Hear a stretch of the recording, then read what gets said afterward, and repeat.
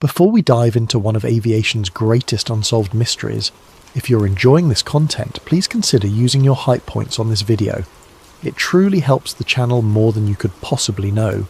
If you're listening on Spotify, leaving a review makes an incredible difference for us. We'd also love to hear from you in the comments. Let us know what time it is where you are and where in the world you're tuning in from, but only if you want to share. We absolutely love seeing where everyone is listening from around the globe. And if you're enjoying these deep dives into history's darkest corners, please consider subscribing. It means everything to us. Now, let's begin. The static crackles through the radio receiver. A woman's voice, strained but steady, cuts through the interference one final time. Then, nothing. Just the endless hiss of dead air stretching across thousands of miles of empty ocean. July 2nd, 1937. Somewhere over the Pacific Ocean, a Lockheed Electra carrying two souls simply vanishes from existence. No distress call, no wreckage, no bodies. One moment, Amelia Earhart is transmitting her position.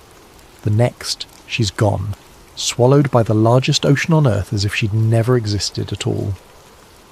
For more than 80 years, the world has asked the same question. What really happened to Amelia Earhart? The official story seems simple enough.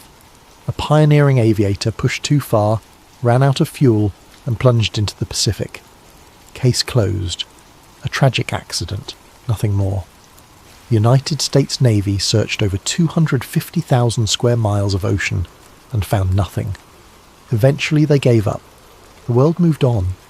But did they move on too quickly? What if Amelia Earhart didn't simply crash into the ocean? What if her disappearance wasn't an accident at all, but something far more deliberate being orchestrated, concealed, buried beneath layers of official silence and geopolitical secrecy? Tonight we're going to examine the evidence, the theories and the questions that refuse to die. We're going to explore the possibility that one of history's most famous disappearances might actually be one of history's most successful cover-ups. This is the story of the last flight of Amelia Earhart, and nothing about it is as simple as you've been told. Chapter 1. The woman who defied the sky. To understand why Amelia Earhart's disappearance became the stuff of legend, you first need to understand who she was and what she represented in an era when women were expected to stay grounded in every sense of the word. Amelia Mary Earhart was born on July 24th, 1897, in Atchison, Kansas. From childhood, she was different. While other girls played with dolls, young Amelia collected newspaper clippings about successful women in male-dominated fields. She kept a scrapbook of female film directors, lawyers, engineers, and advertisers. Even then, she was preparing herself for a life that would defy convention.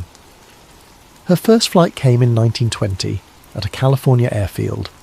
The pilot took her up for 10 minutes, and by the time they landed, Amelia's fate was sealed. She later wrote that as soon as they left the ground, she knew she had to fly. Within days, she was taking lessons.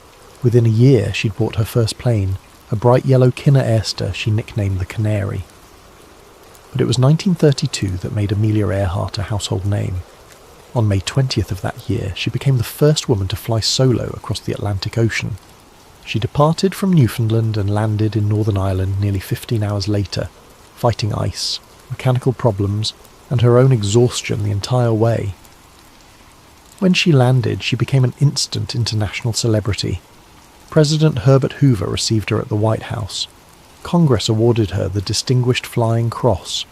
She appeared on magazine covers, gave lectures, wrote books, and became the most famous female aviator in the world. But for Amelia, fame was never the goal. The goal was to prove that women could do anything men could do, and to inspire the next generation to reach higher than society told them they could. By 1937, Amelia Earhart wasn't just a pilot. She was a symbol of progress, of possibility, of breaking barriers that had stood for centuries. And that's precisely why her disappearance would become so much more than just another aviation accident. Enter Fred Noonan. Frederick Joseph Noonan was born in Chicago in 1893. Unlike Amelia, whose celebrity status made her instantly recognizable, Noonan was a behind-the-scenes professional. He'd spent years navigating ships across the Pacific before aviation caught his attention. By the time he met Amelia, he was one of the most experienced Pacific navigators alive, having worked for Pan American Airways charting routes across the most dangerous ocean on Earth. Noonan was meticulous, experienced, and respected in aviation circles. He knew the Pacific like few others did. He understood weather patterns, radio navigation, and the thousand small details that could mean the difference between reaching your destination and disappearing forever. When Amelia began planning her around-the-world flight, she knew she needed someone with Noonan's expertise. The route she'd chosen would take them across some of the most remote stretches of ocean on the planet. There would be no room for error, no second chances. Noonan was the obvious choice. Together, they began preparing for what would become the most ambitious flight of the era. Neither of them could have known they were preparing for something else entirely. A mystery that would outlive them both and spawn theories that would persist for generations. Chapter 2. The World Flight Attempt. The plan was audacious, even by Amelia's standards.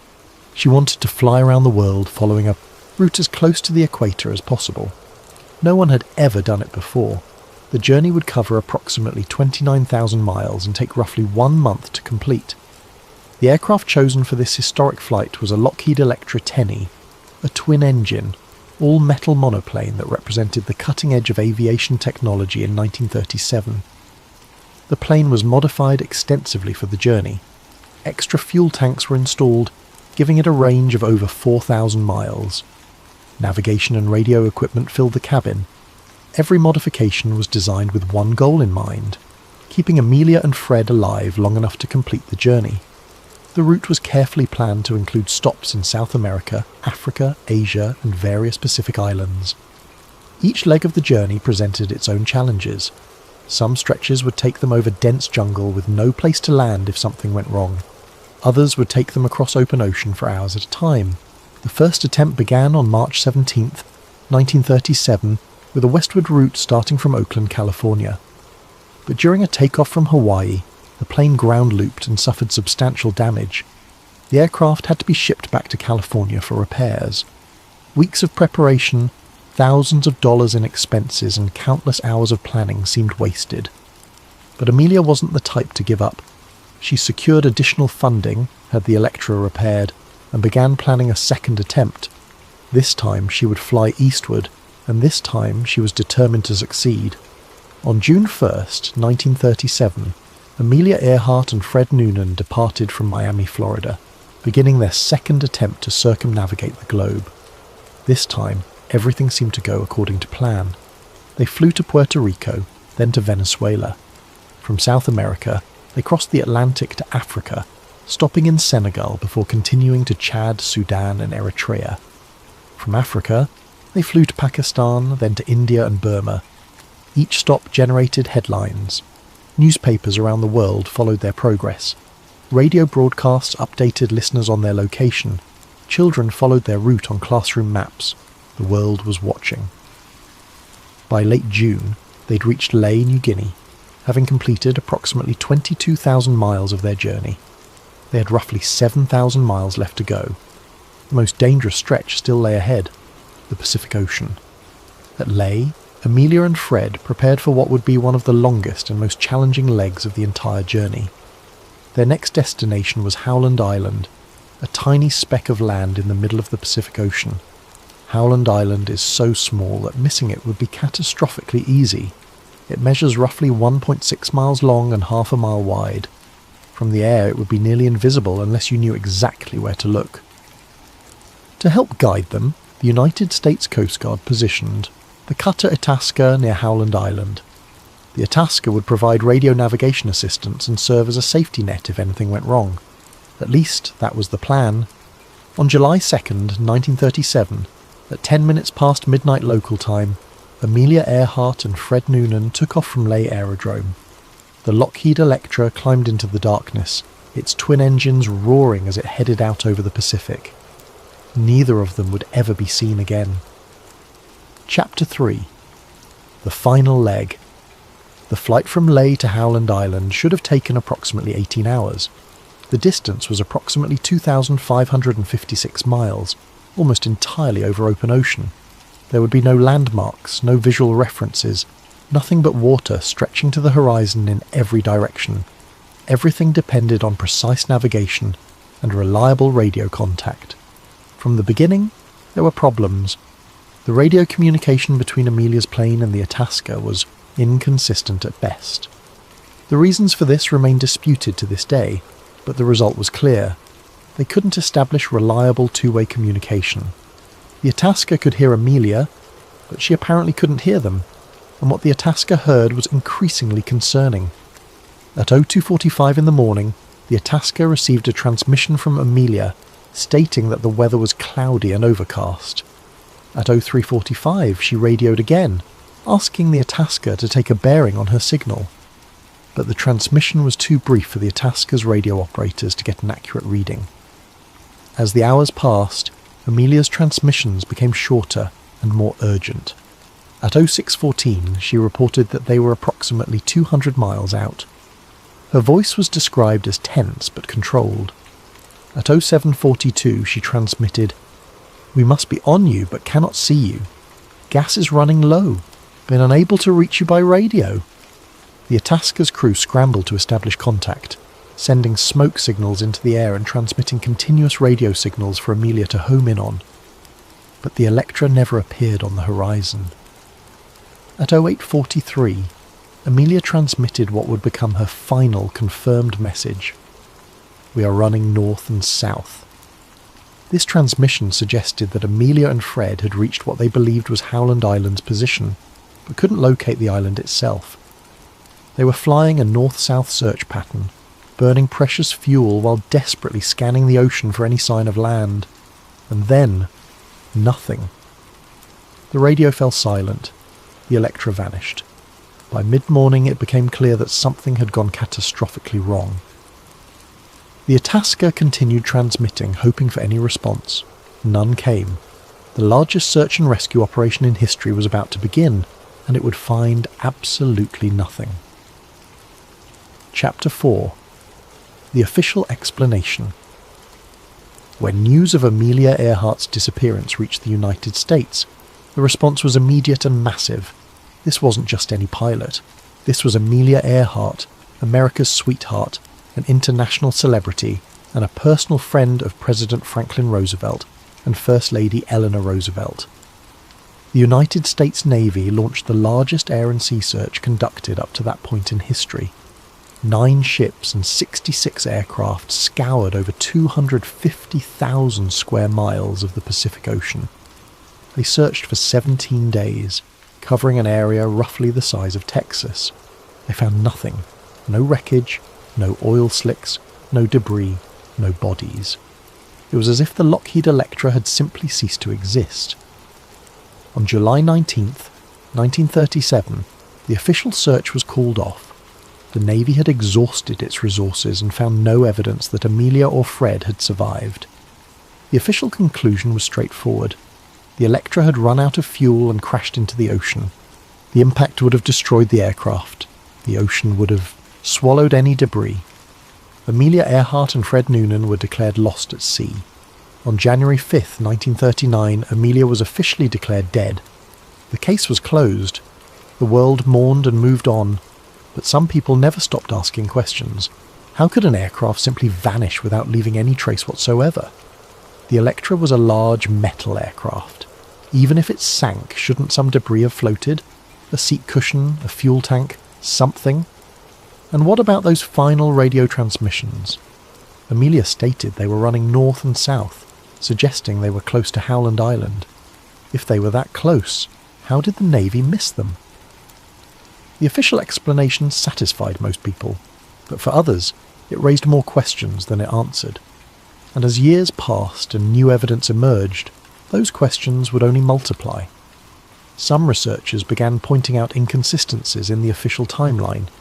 Others noted that certain documents related to the search had been classified or had mysteriously disappeared. Radio operators who claimed to have received transmissions after the official disappearance were dismissed as mistaken or attention-seeking. The more people looked, the more things didn't quite add up, and that's where the conspiracy theories began to take root. Chapter 5. The Gardner Island Hypothesis. The first major alternative theory emerged relatively quickly after the disappearance. It centred on a remote coral atoll in the Phoenix Islands called Gardner Island, now known as Nikumaroro Island. Nikumaroro is located approximately 350 nautical miles southeast of Howland Island. It's roughly 4 miles long and less than a mile wide, surrounded by a coral reef and covered in thick vegetation.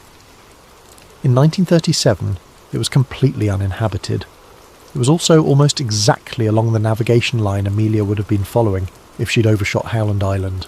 The Gardner Island hypothesis suggests that when Amelia and Fred couldn't find Howland Island, they continued flying along their intended line of navigation until they spotted land. According to this theory, they landed on the reef surrounding Nikumaroro, either during low tide when the reef would have been exposed or in a controlled crash landing. The plane would have been intact enough for them to survive initially, but damaged enough that they couldn't take off again. What makes this theory compelling is the evidence that surfaced in the years following the disappearance. In the days immediately after Amelia vanished, multiple radio operators claimed to have received distress signals that they believed came from Earhart's plane. These weren't just random hobbyists. Some were professional radio operators with military or commercial experience. The messages they reported receiving included references to water levels rising, suggesting the plane was on land but being threatened by tides. One of the most intriguing messages was allegedly received by a 15-year-old girl in Florida named Betty Klenk. She claimed to have picked up a transmission saying, "This is Amelia Earhart. Please help me." The message included coordinates and a plea for assistance. At the time, her claims were dismissed. Decades later, researchers would take them more seriously. But the real bombshell came in 1940, 3 years after the disappearance. A British colonial officer named Gerald Gallagher was conducting a survey of Gardner Island as part of a potential settlement project. On the island's southeast end, he discovered human remains, a partial skeleton, a woman's shoe, and a box that had contained a sextant, a navigation tool used by aviators and sailors.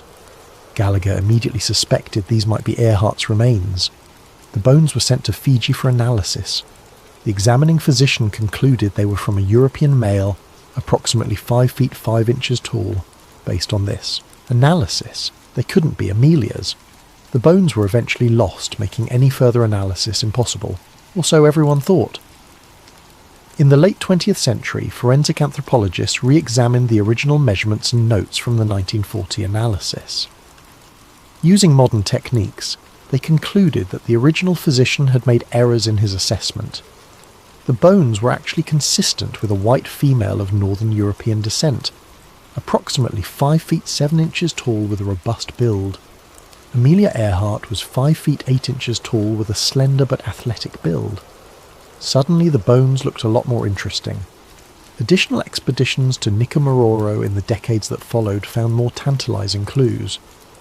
Researchers discovered artifacts from the 1930s, including what appeared to be remnants of a woman's compact, a zipper pull that matched zippers used on Amelia's flight suits, and pieces of plexiglass consistent with aircraft, windows from that era.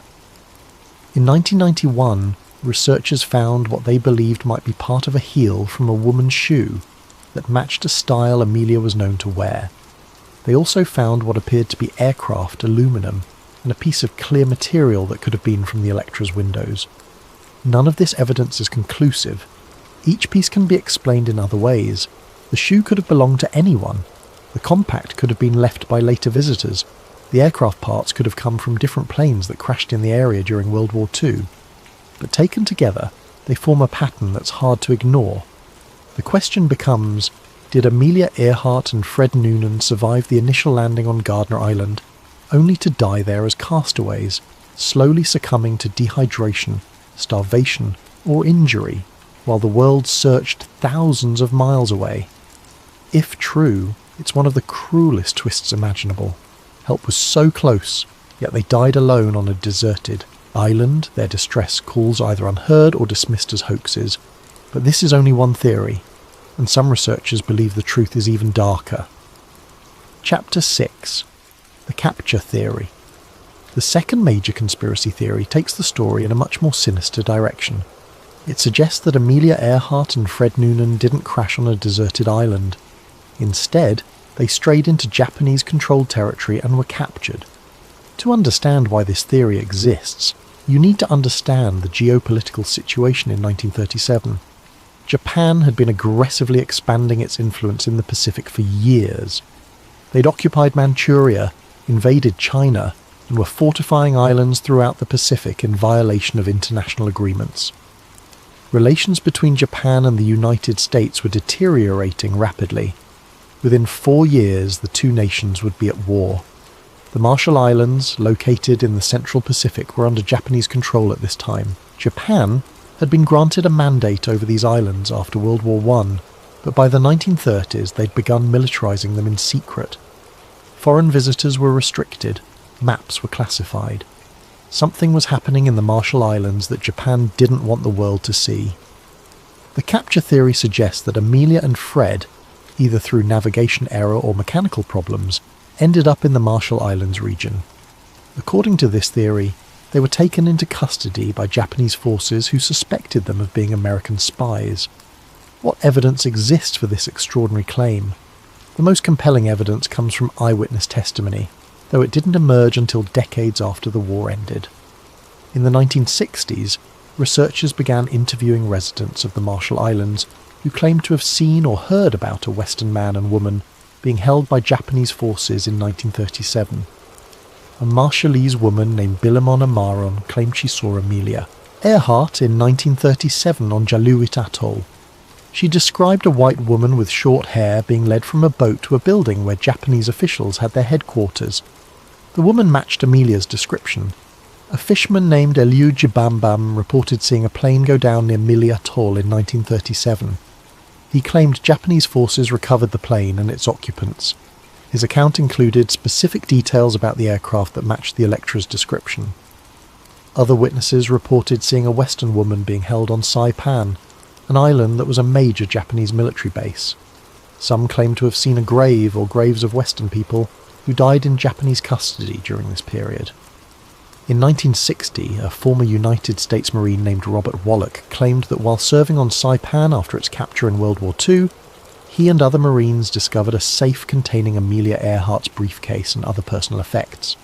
According to Wallach, they were ordered to destroy these materials and never speak of them. Another Marine, Thomas Devine, claimed that his unit found and burned Amelia's Lockheed Electra on Saipan in 1944. He described the aircraft's configuration in detail, including modifications that matched the Electra's specifications. These accounts are controversial. Skeptics point out that the witnesses came forward decades after the events, when memories can be unreliable and contaminated by exposure to media coverage.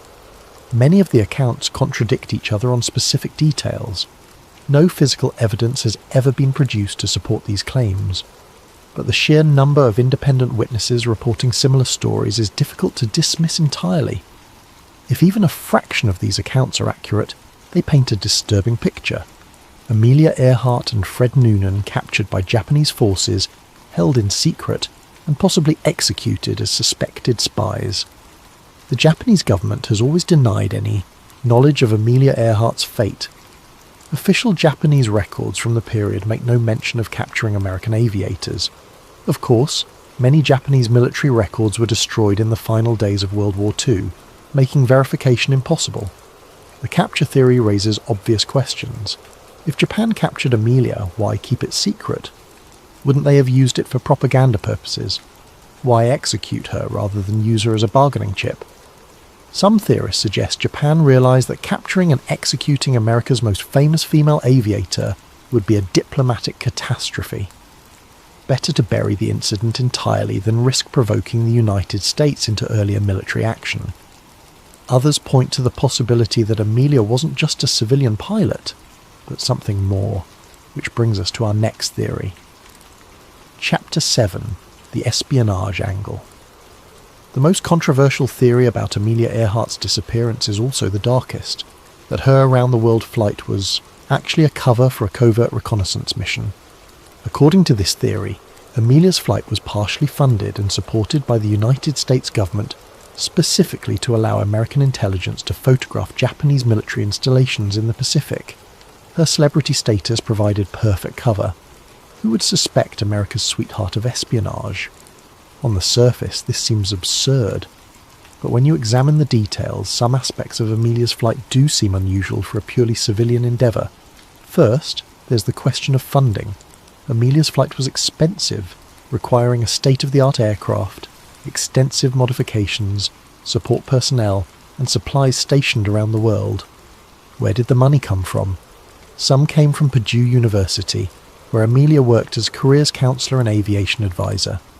But researchers have noted that Purdue's funding seemed unusually generous for what was essentially a publicity stunt. Second, there's the route itself. Amelia's planned route would take her very close to several Japanese-held islands, including territories where Japan was suspected of building military installations in violation of international law. Was this coincidence, or careful planning? Third, there's the equipment. The Electra was fitted with more sophisticated radio equipment than would typically be necessary for a civilian flight. Some researchers claim the aircraft had equipment capable of direction finding and even primitive radar, technology that would be useful for reconnaissance but overkill for simple navigation. Fourth, there's Amelia's relationship with the United States government. She was personal friends with the Roosevelts. She had connections to military and intelligence circles through her husband, George Putnam, who had his own government contacts. She'd previously been involved in promoting commercial aviation, an industry with obvious military applications. Fifth, and most intriguingly, there are suggestions that Fred Noonan wasn't just a navigator.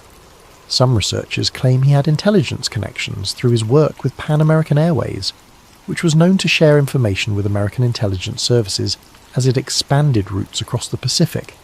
The espionage theory suggests that Amelia's mission was to fly close to Japanese-held islands, photographing installations and gathering intelligence about Japan's military build-up. The theory further suggests that something went wrong. Either the plane experienced mechanical problems, or the Japanese detected the flight and forced it down. Either way, Amelia and Fred ended up in Japanese custody, where they were interrogated and eventually executed. The United States government, according to this theory, could never admit the truth. Acknowledging that they'd sent America's most beloved aviator on a spy mission would have been a public relations disaster. Better to let the world believe it was a tragic accident than admit they deliberately placed Amelia in harm's way. What evidence supports this theory? Mostly circumstantial connections and suspicious gaps in the official record. Several documents related to Amelia's flight remain classified to this day, more than 80 years after her disappearance. Why would routine documents about a civilian flight need to remain secret? What could they possibly contain that still requires protection? Some researchers point to statements made by officials years later that seem to hint at hidden truths. Paul Mantz, a stunt pilot who helped prepare Amelia's plane, allegedly told friends that the government was involved in the flight in ways that weren't publicly acknowledged. He never elaborated before his death in 1965. Jacqueline Cochran, another famous female aviator and friend of Amelia's, reportedly told researchers she believed Amelia had been on some kind of government thing. Again, she provided no details. The espionage theory is the hardest to prove and the easiest to dismiss as conspiracy thinking. It requires believing that the United States government would risk Amelia Earhart's life for intelligence gathering, then maintain an elaborate cover-up for decades. It requires believing that dozens of people knew the truth but kept silent. It requires accepting that official records have been deliberately falsified or suppressed. Yet intelligence agencies are capable of exactly these kinds of operations. History has shown us countless examples of governments conducting covert missions, sacrificing assets, and maintaining secrecy for generations. Is it really so impossible that Amelia Earhart was one of those assets? The truth is, we may never know. If the espionage theory is correct, the evidence is buried so deep that it may never surface, and that's exactly what makes it so compelling to conspiracy theorists. The absence of evidence becomes evidence of a successful cover-up. Chapter 8. The radio messages. One of the most perplexing aspects of the Amelia Earhart mystery is the radio messages allegedly received after her disappearance. If the plane crashed immediately into the ocean as the official story suggests, These messages should be impossible, yet dozens of people claim to have received them. The messages began almost immediately after the Itasca lost contact with Amelia on July 2nd. Within hours, radio operators around the Pacific reported picking up distress signals. Some were clear, others were fragmentary, but they shared common elements. A female voice, references to Amelia Earhart, and pleas for help. Walter McMenemy, a radio operator in San Francisco, reported receiving a signal on Amelia's frequency saying, "SOS from Earhart, position unavailable, can't hold out much longer." He immediately reported it to authorities. They dismissed it as either a hoax or atmospheric interference. In Rock Springs, Wyoming, a housewife named Nina Paxton reported hearing a woman say, "This is Amelia Earhart. Ship is on reef south of equator." Paxton had been an experienced radio operator and insisted the message was genuine. The Clenk message, mentioned earlier, included even more specific information: coordinates, references to water levels, and mentions of Fred Noonan being injured. Betty Clenk wrote down everything she heard and told her father, who contacted authorities. They took a report but apparently did nothing with it. Perhaps most intriguingly, a radio operator in Los Angeles claimed to have received multiple messages over several days. These messages suggested the plane was on land somewhere, that water levels were rising and falling with the tides, and that the situation was becoming desperate. If even a fraction of these messages were genuine, they completely change our understanding of what happened. They suggest Amelia and Fred survived the initial landing. They suggest the plane was intact enough to transmit. They suggest they were somewhere on land, being threatened by tides, slowly running out of time while their distress calls went unheeded. But here's where it gets complicated. The Itasca, with its powerful receivers and experienced radio operators, heard nothing after Amelia's final transmission. The Navy ship searching for her heard nothing. The official search and rescue frequencies were silent. How could civilian operators be picking up signals that the military couldn't detect? Skeptics point to several possibilities. Some of the messages could have been outright hoaxes. In 1937, Amelia Earhart was famous enough that pretending to be her would have guaranteed attention. Some people might have done it for fun or fame. Other messages might have been misidentifications. Radio in the 1930s was filled with static, interference, and crosstalk from other transmissions. It would be easy for an operator to hear fragments of different transmissions and mentally construct them into a coherent message from Amelia Earhart. There's also the phenomenon of mass suggestion. Once newspapers reported that people were receiving messages from Amelia, more people started listening for them. The human brain is excellent at finding patterns even when they don't exist. Ambiguous signals could easily be interpreted as meaningful messages by people who desperately wanted to hear them. But what if some of the messages were real? Modern analysis of the Clenk message has found some intriguing elements. The coordinates she wrote down place a location in the Phoenix Islands, close to Gardner Island. The reference to water levels and tides is consistent with a plane on a reef. The timing of the messages, spread over several days, is consistent with survivors slowly succumbing to the elements. Some researchers have suggested that Amelia's radio could have transmitted under specific conditions even if it couldn't receive, if the plane was damaged but the radio equipment was intact, and if they had battery power, short transmissions would have been possible. These transmissions might have been weak enough that only certain receivers, under certain atmospheric conditions, could pick them up. The radio messages raise an agonizing possibility that Amelia and Fred survived for days after the disappearance, calling for help that never came, that their messages were heard but dismissed, that they died slowly, knowing people had heard them but didn't believe them, or perhaps the messages were all fantasies, coincidences and hoaxes, and Amelia and Fred died quickly in the crash. We may never know which interpretation is correct. Chapter 9. The Disappearing Evidence. As researchers have dug deeper into the Amelia Earhart mystery over the decades, they've encountered a frustrating pattern. Evidence that should exist doesn't. Documents that should be available have vanished. Records that should clarify the situation instead create more confusion. Consider the official search records. The Navy conducted the largest search operation in history up to that point. involving 9 ships and 66 aircraft over 17 days, surely detailed records were kept of every search pattern, every area covered, every signal received or investigated. Yet when researchers request these records, they find gaps. Some documents were destroyed in routine purges of old records. Others are classified for reasons that aren't explained. Still others exist but are heavily redacted with entire sections blacked out. Why would search and rescue records need to be classified more than 80 years after the fact? Then there are the navigation logs. Fred Noonan was known for keeping meticulous records of every flight. His navigation logs would have been crucial for understanding exactly what route they took and where they might have ended up. Yet none of Noonan's logs from the around-the-world flight have ever been found. They either weren't recovered from the plane, which seems unlikely, or they were recovered and subsequently lost or destroyed.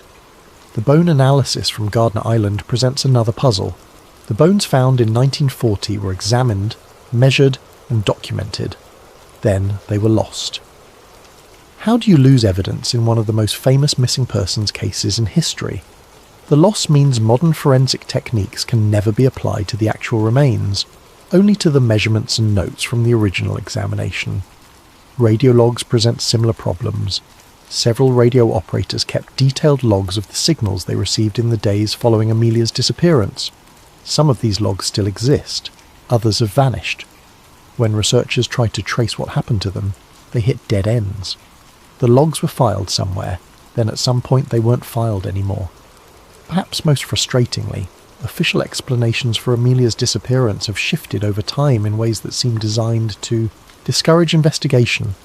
Initially, authorities took the post-disappearance radio signals seriously enough to redirect search efforts based on them. Later, these same signals were dismissed as impossible. Early reports suggested the search covered certain areas. Later analysis shows those areas might not have been searched as thoroughly as claimed. Conspiracy theorists see a pattern in these disappearances and contradictions. They suggest that evidence has been systematically suppressed to hide the truth about what really happened to Amelia Earhart. They point out that if she was on a government mission, any evidence of that fact would need to be eliminated. Skeptics counter that the pattern is exactly what you'd expect from an incident that occurred more than 80 years ago. Records get lost, priorities change, memory fades, organizations purge old files to make room for new ones. There doesn't need to be a conspiracy to explain why documentation is incomplete, but even skeptics admit that some of the gaps are puzzling. The bone loss in particular seems difficult to explain through normal bureaucratic incompetence.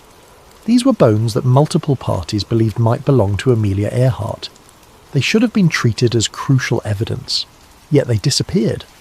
The missing evidence creates a situation where almost any theory becomes possible, because there's not enough solid information to definitively disprove any of them.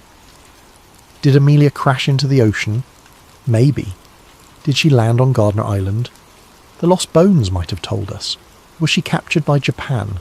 The missing documents might have revealed the truth. In the absence of conclusive evidence, the mystery persists, and with it, the theories multiply. Chapter 10.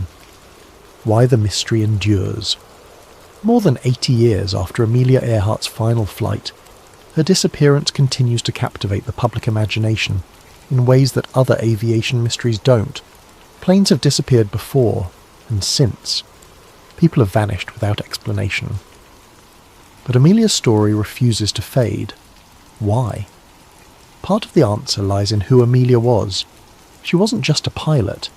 She was a cultural icon, a symbol of progress and possibility in an era when such symbols were desperately needed. The 1930s were hard years. The Great Depression had devastated economies worldwide. Political tensions were rising. War loomed on the horizon. In that darkness, Amelia Earhart was a light. She represented hope, courage, and the idea that barriers could be broken. When she disappeared, it felt like more than just a person vanishing. It felt like a promise broken. The narrative was supposed to end with triumph, not tragedy. She was supposed to succeed, inspire millions, and prove that women could achieve anything. Instead, she simply vanished, leaving the story unfinished.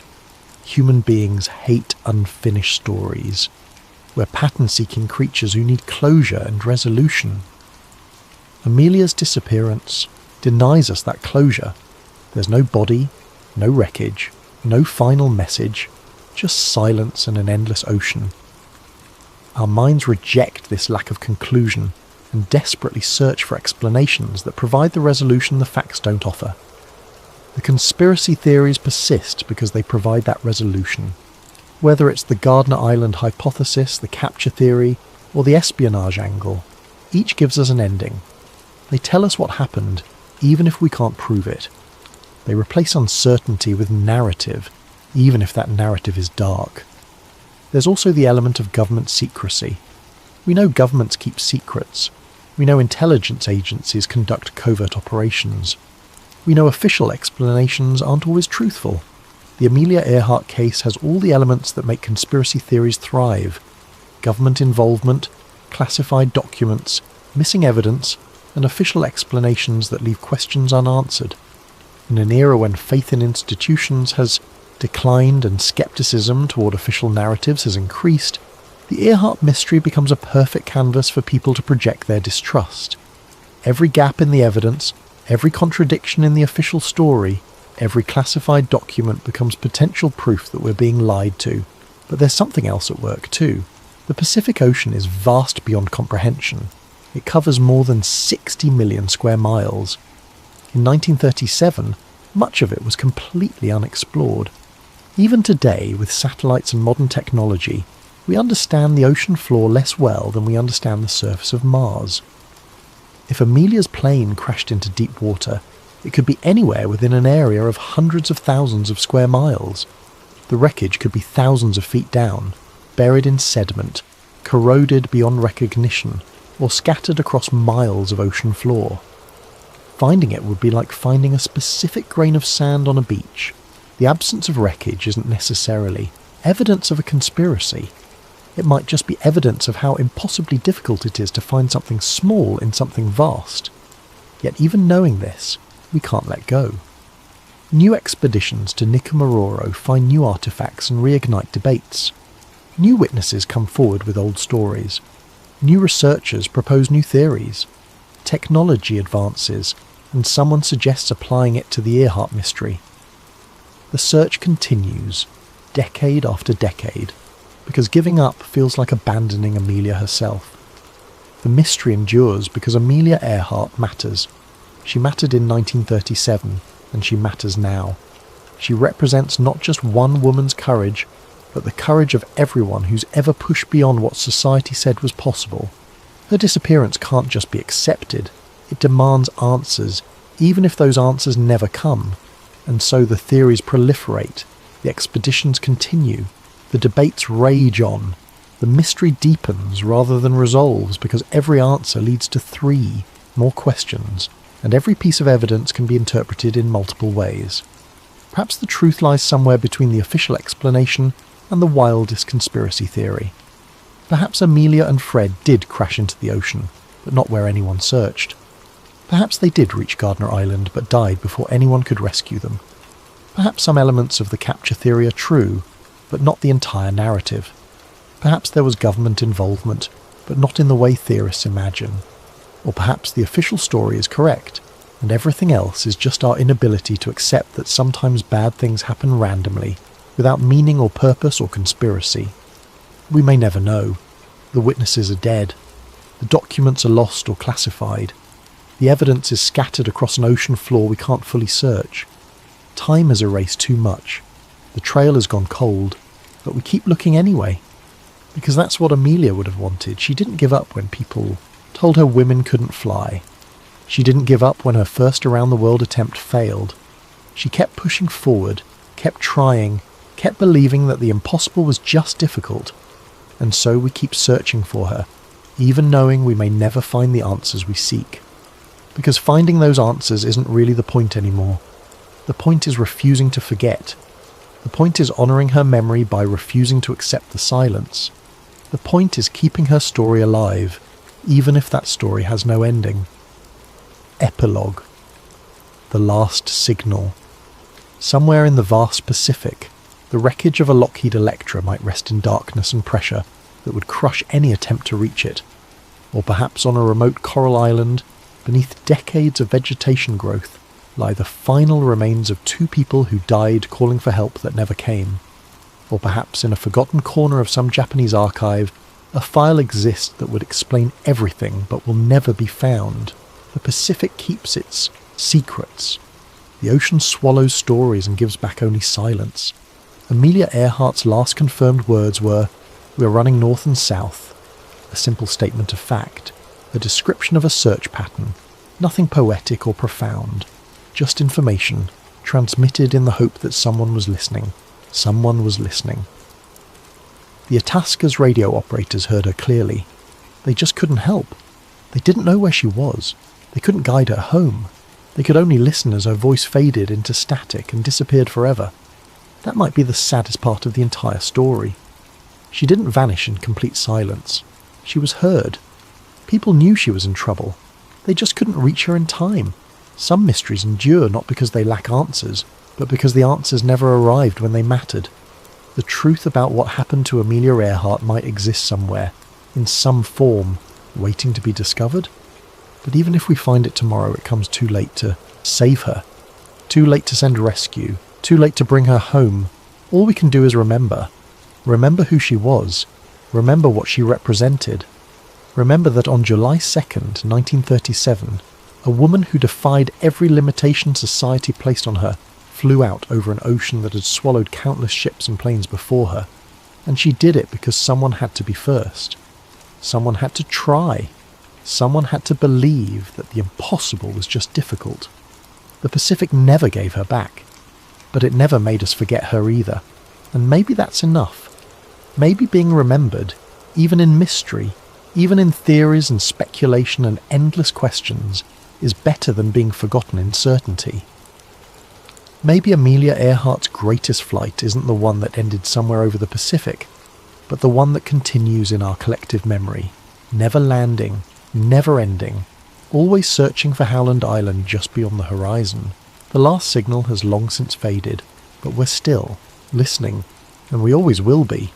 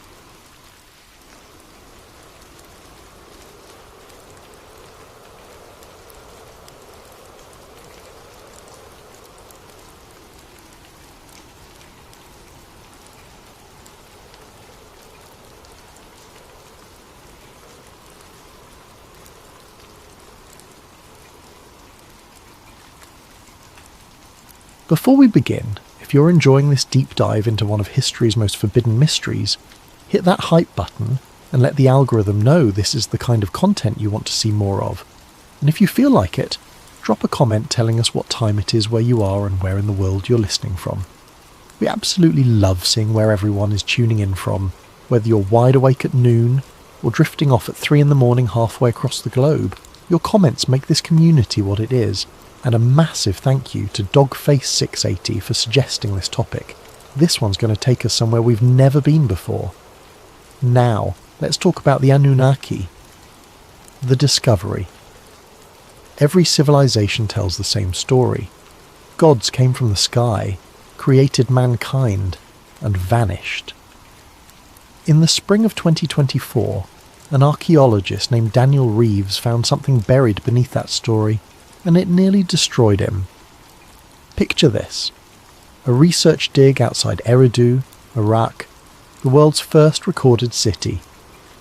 The desert stretches endlessly in all directions, broken only by ancient mounds that hide the foundations of humanity's earliest experiments with civilization. The heat's oppressive, the kind that makes you question every decision that led you to this moment. Dust devils spin across the landscape, and the horizon shimmers with mirages that look like water but promise only more sand. Reeves was part of a small, privately funded team excavating a Sumerian temple foundation. The funding came from a tech entrepreneur fascinated by ancient history, the kind of money that let them work without the usual constraints of academic bureaucracy or government oversight. Just 6 people, Reeves as lead archaeologist, 2 graduate students named Tom Chen and Lisa Okafor, a site surveyor named James Whitmore, a translator named Amira Hassan, who specialised in ancient Sumerian, and a documentary filmmaker named Kevin Park, who was supposed to be capturing the dig for a future series about archaeological discoveries. The work was methodical, painstaking, the kind of thing that usually yields pottery shards and temple receipts, the mundane paperwork of ancient bureaucracy. They'd been at it for 6 weeks, mapping the temple foundation, cataloguing fragments of clay tablets, photographing everything in meticulous detail. Standard archaeology, the kind that builds careers slowly and carefully. But on a Tuesday morning in late March, everything changed. They were excavating what should have been a storage room on the eastern side of the temple complex. Lisa was working with a brush and small hand tools, carefully removing sediment that had accumulated over 45 centuries. She hit something solid, heard the scrape of metal on stone. Not unusual, plenty of stones in ancient foundations. But this stone was different. It was too smooth, too regular. She called Reeves over. He knelt beside her, examined the surface she had exposed. It was limestone, but worked with a precision that seemed unusual for the period. The surface had been ground flat, polished to a mirror smoothness that would have required significant effort and sophisticated technique. And there were marks on it, shallow grooves that might have been decorative or might have been something else. "Keep going," Reeves said. "Let's see what we have." 3 hours later, they'd exposed a stone slab nearly 2 meters on each side, set flush into the floor. The grooves formed a pattern, geometric and deliberate, spiralling from the edges toward the center where a circular depression suggested some kind of mechanism or seal. Amira examined the grooves carefully, running her fingers along them, feeling the depth and spacing. "These aren't decorative," she said. "They're inscriptions, but I don't recognize the script. It's older than standard cuneiform, more pictographic. Proto-writing, maybe, or something else entirely." Tom set up the ground-penetrating radar while Lisa and Kevin documented everything with photographs and video. The GPR results came back, showing a void beneath the stone slab, a chamber roughly 4 meters deep and extending 6 meters in each direction. "We need to open it," Reeves said. Nobody argued. They worked for 2 days, carefully prying up the stone slab with jacks and leverage, afraid of damaging whatever was beneath. When it finally lifted free, the smell hit them first.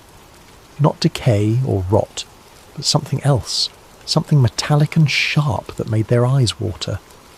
The air from the chamber below was different, processed through stone for millennia, sealed away from the world above.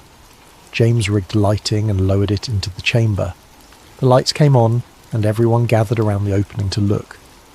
The chamber was lined with stone blocks, each carved with inscriptions that covered every surface. The writing was dense, layered, some characters carved over others as if someone had run out of space and kept adding more information. But that wasn't what made them all stop and stare in silence. On the far wall, illuminated by their temporary lights, was a massive carving nearly 2 meters tall. 2 figures, humanoid, but not quite human. Their proportions were wrong, legs too long, arms too angular, heads slightly too large. They wore fitted garments that looked more like flight suits than ancient robes, covered in geometric patterns that might have been decorative or might have been functional. And they were holding tablets, not clay tablets. These tablets glowed in the carving, represented with a luminescence that had been achieved by inlaying the stone with some kind of crystalline material that caught the light and scattered it. The tablets were covered in grid patterns, regular arrangements of squares that looked less like writing and more like circuit boards, like technology rendered in stone by people who shouldn't have had any concept of such things. "Get down there," Reeves told Tom and Kevin. "Document everything. Every angle, every inscription, everything." They spent the next 3 days in that chamber. The inscriptions covered not just the walls but the floor and ceiling, a complete enclosure of information. Amelia worked herself to exhaustion trying to translate, filling notebooks with sketches and notes, consulting references on her laptop, comparing characters to known Sumerian texts. The dating came back from samples they'd carefully extracted. 4,500 years before the Common Era, give or take a century. That would make it contemporary with the very founding of Sumerian civilization, possibly even earlier. Contemporary with the moment when humans supposedly first figured out writing and agriculture and organised religion. But the inscriptions didn't read like early writing. They read like something mature, developed, technical. Then came the pigment analysis. The crystalline material inlaid in the carved tablets contained trace amounts of iridium, a metal rarely found on Earth's surface. Iridium comes from space, from meteor impacts, or from deep in the planet's core where it sank billions of years ago when the Earth was molten. You don't find it in surface deposits. You don't mine it with ancient technology.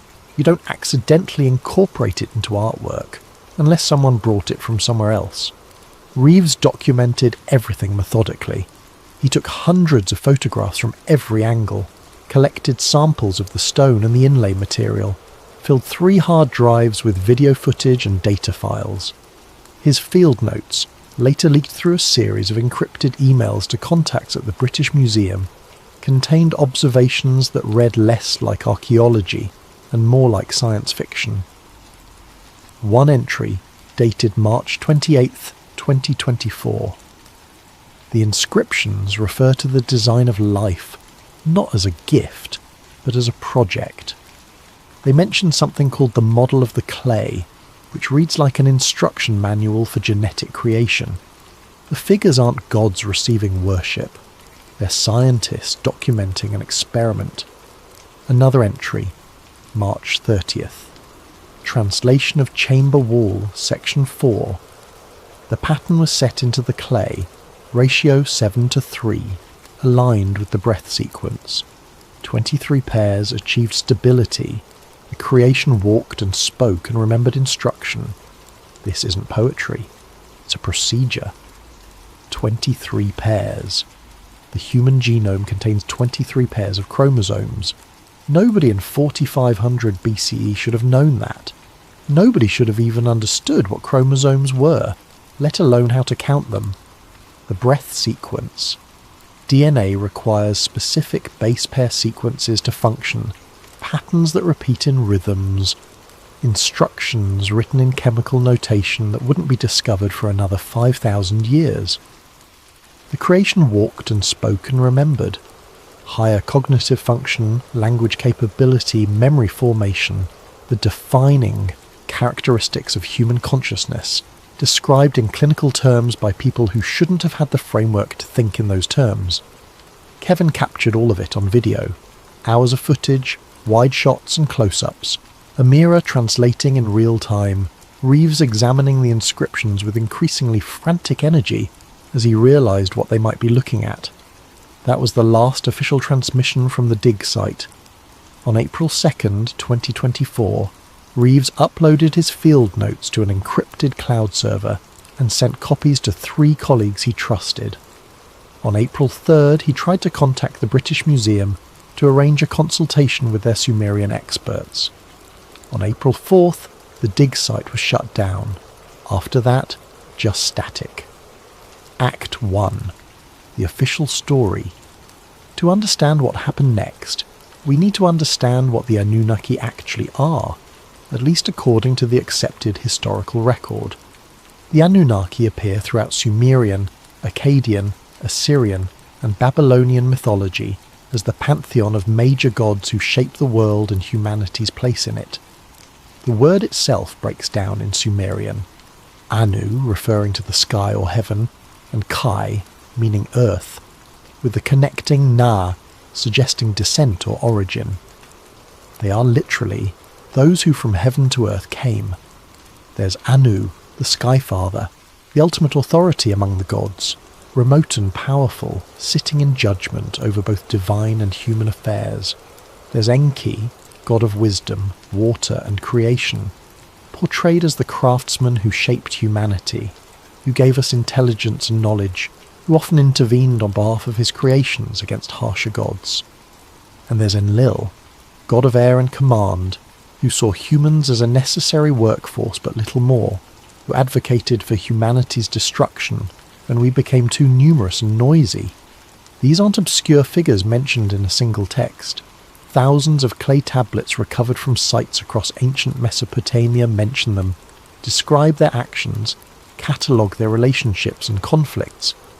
The Epic of Gilgamesh references them. The Atrahasis epic describes them in detail. The Enuma Elish, the Babylonian creation myth, places them at the centre of cosmic order. Museums around the world house these artefacts. The British Museum, the Louvre, the University of Pennsylvania Museum of Archaeology, the National Museum of Iraq. Translations exist, peer-reviewed and documented by Assyriologists who've spent entire careers studying these texts. This is established historical fact, at least as much as anything from 5,000 years ago can be called fact. The standard interpretation treats them as mythology, as primitive humans attempt to explain the world through storytelling and supernatural agency. Ancient people didn't understand natural phenomena, didn't know about weather patterns or geological processes or biological evolution, so they invented gods to explain what they saw. The Anunnaki were powerful beings who controlled things humans couldn't control, who provided order and meaning to an otherwise chaotic existence. Standard mythology, right? The kind of creation story every ancient culture has. Gods make humans, humans worship gods, everyone knows their place. The Sumerians weren't special in this regard. Every civilization from the Greeks to the Maya to the Norse had pantheons of powerful beings who created the world and shaped human destiny.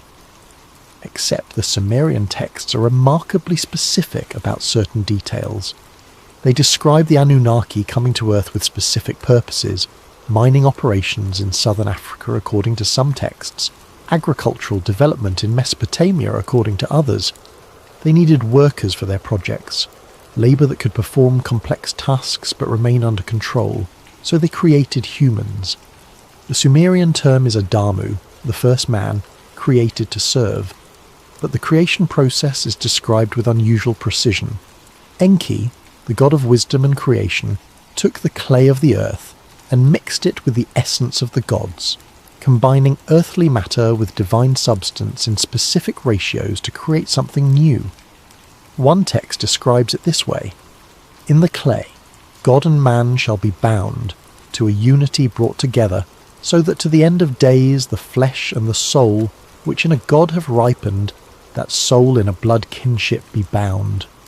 Clay and blood, earth and essence, physical matter and genetic information, instructions for creating life by combining existing biological material with new patterns, new code. And here's where Daniel Reeves's field notes started to sound less like fanciful interpretation and more like genuine alarm, because the inscriptions in that sealed chamber described the same process, but in language that read less like mythology and more like technical documentation. One section, laboriously translated by Amira Hassan over 3 exhausting days. The clay was refined through 7 passes, removing impurities, establishing baseline compatibility. The essence was introduced in measured proportion, 7 parts clay to 3 parts essence. The ratio determined through prior testing on lesser forms.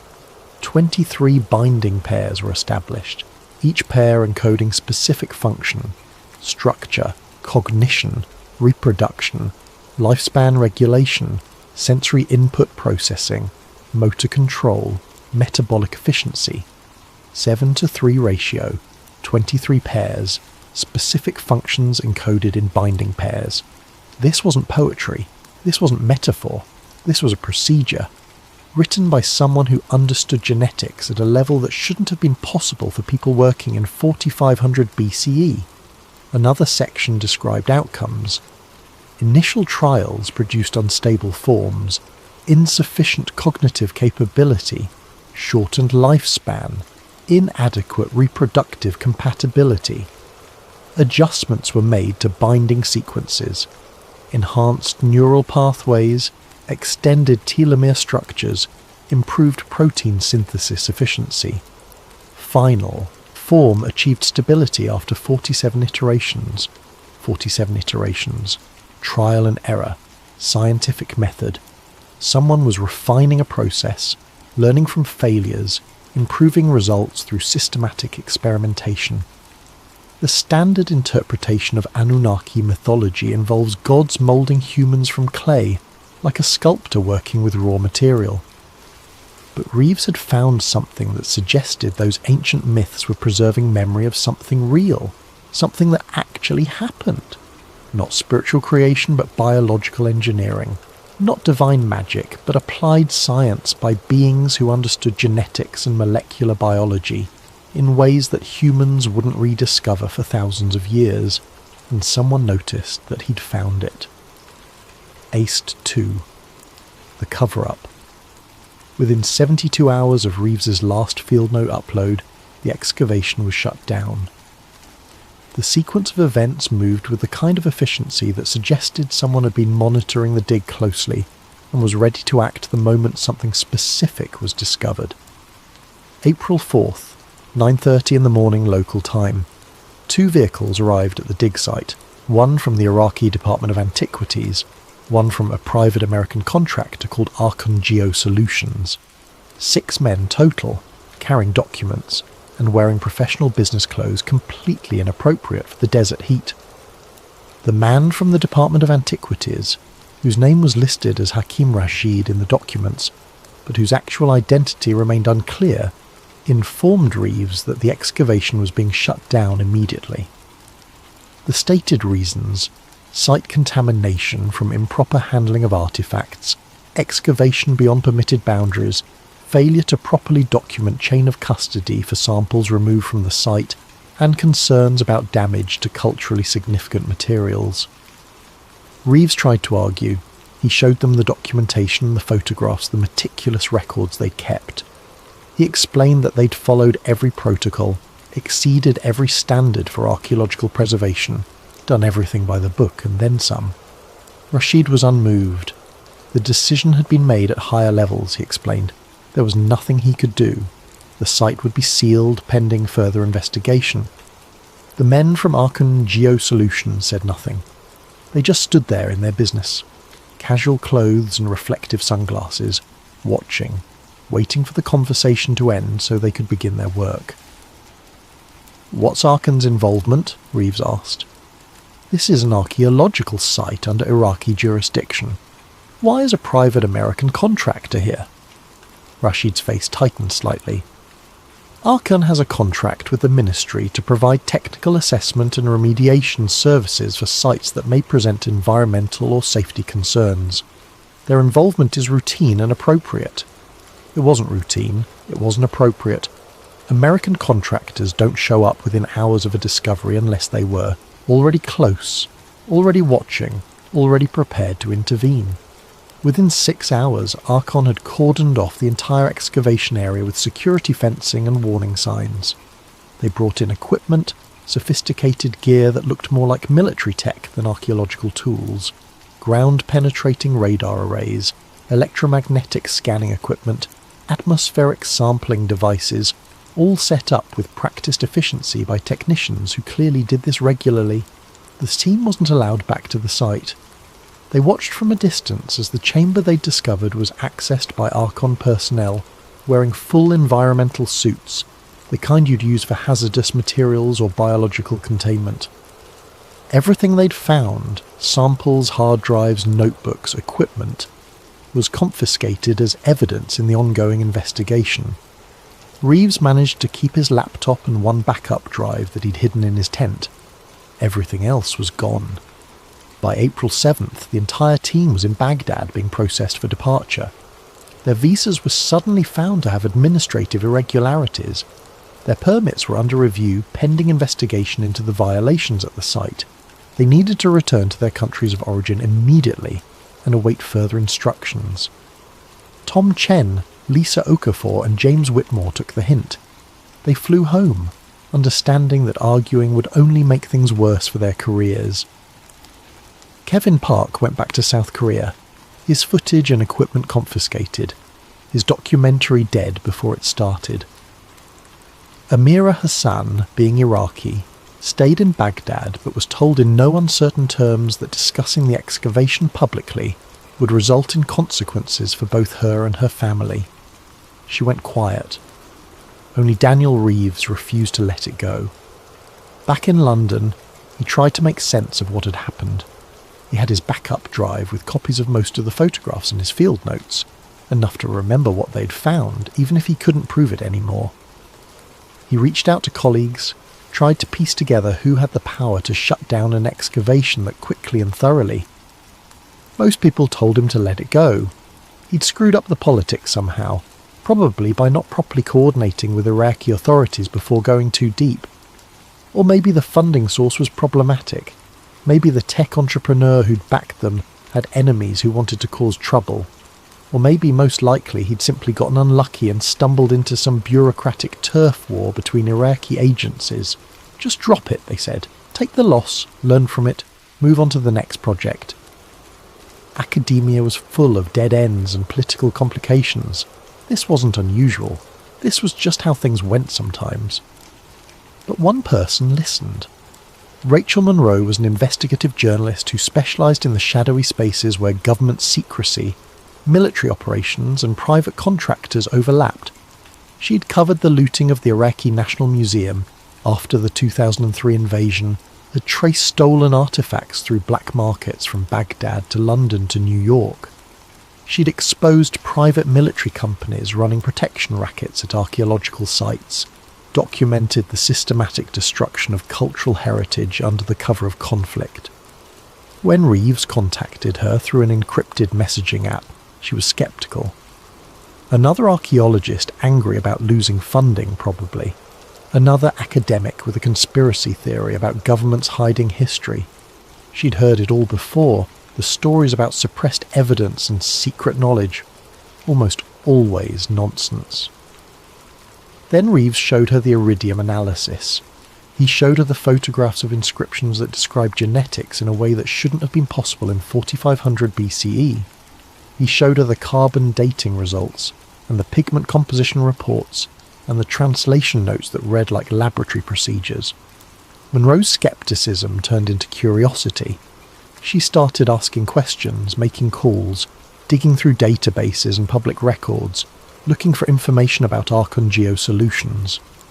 What she found was a maze of shell companies and classification barriers, but the outline was clear enough to be troubling. Archon Geosolutions was, on paper, a geological surveying and environmental consulting firm based in McLean, Virginia. They had contracts throughout the Middle East, concentrated heavily in Iraq, doing site assessments for construction projects and infrastructure development. Their website showed smiling engineers in hard hats, satellite imagery of terrain analysis, corporate language about safety and efficiency and cutting-edge technology. Standard corporate work. Nothing suspicious on the surface. But Monroe had her sources in the intelligence community, people who leaked when they felt the public deserved to know what was happening in their name. She started asking about Archon specifically, about their work in Iraq, about what they were really doing under the cover of geological surveys. One source, a former contractor who'd worked in Baghdad and gotten disillusioned with the whole operation, gave her enough to start tracing the money. Archon's primary funding didn't come from construction companies or infrastructure projects. It came through a series of shell companies that eventually led back to a bioinformatics research group with ties to DARPA, the Defense Advanced Research Projects Agency, the Pentagon's Science and Technology Development Arm. The research group had been active in Baghdad since 2003, right after the invasion, operating under various cover identities and corporate fronts. Their stated research focus, in the few classified documents Monroe could access through her sources, comparative genomics and non-terrestrial isotopic DNA studies. Non-terrestrial, as in not from Earth. Monroe obtained leaked satellite imagery of the Eridu site, taken before and after the shutdown. Before the shutdown, the excavation showed a typical dig pattern, organised grid squares, careful systematic exposure of the archaeological layers, standard academic work. After the shutdown, thermal imaging revealed extensive underground scanning operations. The equipment signatures matched deep penetration ground mapping systems, the kind used to map subterranean structures without excavation, to find caves and tunnels and voids deep below the surface. Archon wasn't covering up the site. They were exploring it further, going deeper, looking for something else, and they didn't want witnesses. Monroe got one more piece of the puzzle through a source at the National Geospatial Intelligence Agency. Archon had requested and received updated satellite coverage of a specific area around Eridu, continuous monitoring that went far beyond what a simple geological survey would require. The coverage extended for kilometres in all directions, high-resolution thermal and electromagnetic spectrum analysis, updated every 6 hours. They were looking for something specific, some kind of signature or anomaly that required constant monitoring. And whatever it was important enough to justify shutting down an archaeological dig and classifying everything Reeves had found. Someone wasn't trying to hide the past, Monroe said when she and Reeves met in a quiet London pub to compare notes. They were trying to reclaim it. Whatever the Anunnaki left behind, whoever they actually were, someone thinks it's valuable enough to bury under classification and corporate fronts. Reeves looked at the documents spread across the table between them, the shell company connections and satellite imagery and leaked memos. So what do we do? Monroe smiled, the kind of smile that meant she'd already decided to do something dangerous. We find out what else they've found. If Eridu was shut down this quickly, there must be other sites, other discoveries that got buried, a pattern we can trace. She pulled out a map of the Middle East, marked with archaeological sites from Syria to Iran. Let's see where else the gods came from the sky. Act 3. The pattern. Reeves and Monroe spent the next 6 weeks building a database of archaeological discoveries in the Middle East that had been shut down, classified, or disappeared under suspicious circumstances. The pattern emerged quickly once they knew what to look for. In 1994, a joint Turkish-German team excavating near the ancient city of Harran in southern Turkey uncovered a series of stone tablets with inscriptions that predated known Sumerian writing. The tablets described a gathering place, a garden where the gods instructed the first humans in agriculture, law, and proper worship. The texts were remarkably detailed, describing irrigation techniques that wouldn't be developed until centuries later, astronomical observations that required sophisticated mathematics, medical procedures that suggested anatomical knowledge beyond what primitive cultures should have possessed. The excavation was shut down within 3 weeks. Officially, the closure was due to funding issues and concerns about political instability in the region, since Harran sat near the Syrian border in an area with a history of ethnic tensions. The tablets were transferred to Turkish government archives in Ankara for preservation and further study, but they never appeared in any published research, no peer-reviewed papers, no museum exhibitions. The Turkish government claimed the tablets were too fragile for display, too poorly preserved for reliable translation. A few photographs existed in preliminary reports, but the tablets themselves vanished into climate-controlled storage and were never seen again. Monroe traced the excavation permits and found something interesting. The dig had been partially funded by a grant from an educational foundation based in Switzerland, an organisation that claimed to support international archaeological research and cultural preservation. That foundation received its funding from a consortium of private donors whose identities were protected by Swiss privacy laws. But one of those donors had been careless with their paperwork. A tax filing from 1996 showed a charitable donation to the foundation from a holding company that eventually traced back to the same network that funded Archangeo Solutions.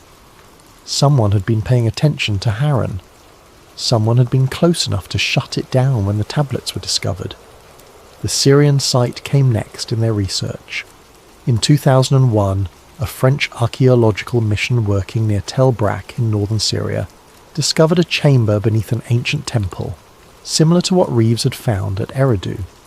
The chamber contained carved images of figures descending from the sky in vehicles that were described in the field notes as brilliance that moves, craft that shone like stars and moved with purpose rather than drifting like celestial objects. The carvings showed these vehicles opening, figures emerging who were clearly not human despite their generally humanoid shape. The proportions were wrong, the features subtly off, the way they stood and moved captured in stone in ways that suggested the carvers were working from observation rather than imagination. Local Syrian authorities seized the findings within days, citing concerns about looting and the need to protect culturally significant materials. The chamber was resealed, the site was declared off limits, and the French team was expelled from the country under accusations of attempting to smuggle artifacts. No peer-reviewed paper was ever published. The French team members who worked on the dig had to sign non-disclosure agreements with their own government before they could leave Syria, a highly unusual requirement that suggested pressure from higher levels than just academic archaeology. Monroe found one of those team members, a retired archaeologist named Claude Mercier living in a small village in Brittany. He was willing to talk carefully about what they'd actually found. The vehicles were rendered with technical precision, Mercier explained in French, which Monroe translated as they spoke. Not mythological or symbolic. These were craft with specific features, landing mechanisms, what looked like propulsion systems, and the figures emerging from them were carrying containers, equipment, tools. They weren't gods receiving worship. They were a team arriving to do a job. What kind of job? Monroe asked. Mercier shrugged. The inscriptions around the image described the beginning of instruction. The gods, or whatever they were, teaching humans about agriculture, about building, about organising society. But the language was strange, very clinical. Not the gods blessed humanity with knowledge, but the subjects were educated in necessary procedures. Like a mission report, you understand? Like colonisers documenting their process. Did you take photographs? Of course. Hours of documentation, all confiscated when we were expelled. Mercier paused, looked around his small living room as if checking for listeners, then continued more quietly. But I kept some notes, personal observations that weren't in the official documentation. I can show you those, if you promise to be careful with what you do with them. The notes described in detail what Mercier had seen, observations that hadn't made it into the confiscated official reports. The figures in the carvings wore fitted garments with what looked like functional features, pockets or pouches or equipment attachment points. Their heads were covered with something that looked like protective gear, angular and smooth, with areas that might have been viewing ports or sensors. These weren't gods, Mercier's notes read. These were technicians, specialists, people in equipment designed for a specific environment. Everything about them suggested function over form, purpose over decoration. And the vehicles were even more interesting, with what looked like attitude control thrusters, landing struts, modular components. Whoever carved these images knew what they were looking at because they'd seen it. The Iranian site completed the pattern Munro and Reeves were building. In 2008, an Iranian team working near Susa, the ancient capital of Elam in southwestern Iran, found clay cylinders sealed in a foundation deposit beneath the temple complex. The cylinders contained cuneiform text that, when translated, described the Anunnaki not as spiritual beings, but as physical entities who came from a place beyond the sky, whose home was a wandering star that brought them close to Earth in cycles measured in thousands of years. The text described their arrival as a necessity, not a choice. Their home world was dying, or moving away, or becoming uninhabitable. Earth was identified as suitable for their purposes, rich in resources they needed, compatible enough with their biology to allow colonization with appropriate precautions, and humanity. Humanity was described as a solution to a labour shortage. The Anunnaki needed workers for their projects, mining operations or construction or agriculture, tasks that required intelligence and dexterity but not full consciousness or equality. So they created humans by modifying existing primates native to Earth, uplifting them through genetic manipulation to serve specific purposes. The Iranian government classified the findings immediately, invoking cultural heritage protection laws that made the cylinders state secrets. No translation was published. No photographs were released. The team members were told their work had national security implications and that discussing it publicly would result in serious consequences.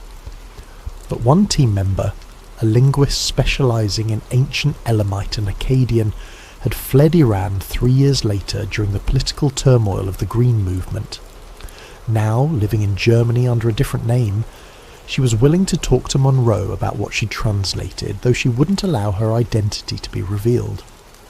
The cylinders were very specific about timescales, she explained in careful English.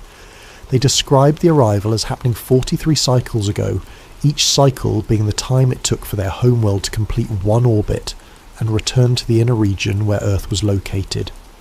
They calculated each cycle as approximately 3,600 Earth years. 43 cycles at 3,600 years each. That's approximately 155,000 years ago. Right around the time modern humans began exhibiting behavioural modernity, when Homo sapiens suddenly started creating art, using symbolic communication, developing complex tools and social structures. The evolutionary leap that anthropologists call the Great Leap Forward, when anatomically modern humans who'd existed for 200,000 years suddenly started acting human, suddenly developed the cognitive capabilities that would lead to civilization. Munro and Reeves looked at the map they'd been building, marked with excavation sites across ancient Mesopotamia, Syria and Turkey. Every site with a suppressed discovery, every location where unusual findings had been classified or confiscated, fell along a specific geographic arc. The arc matched the old Persian descriptions of a place called Eden, a land of rivers and fertile plains where the gods first created their garden and began their work with humanity.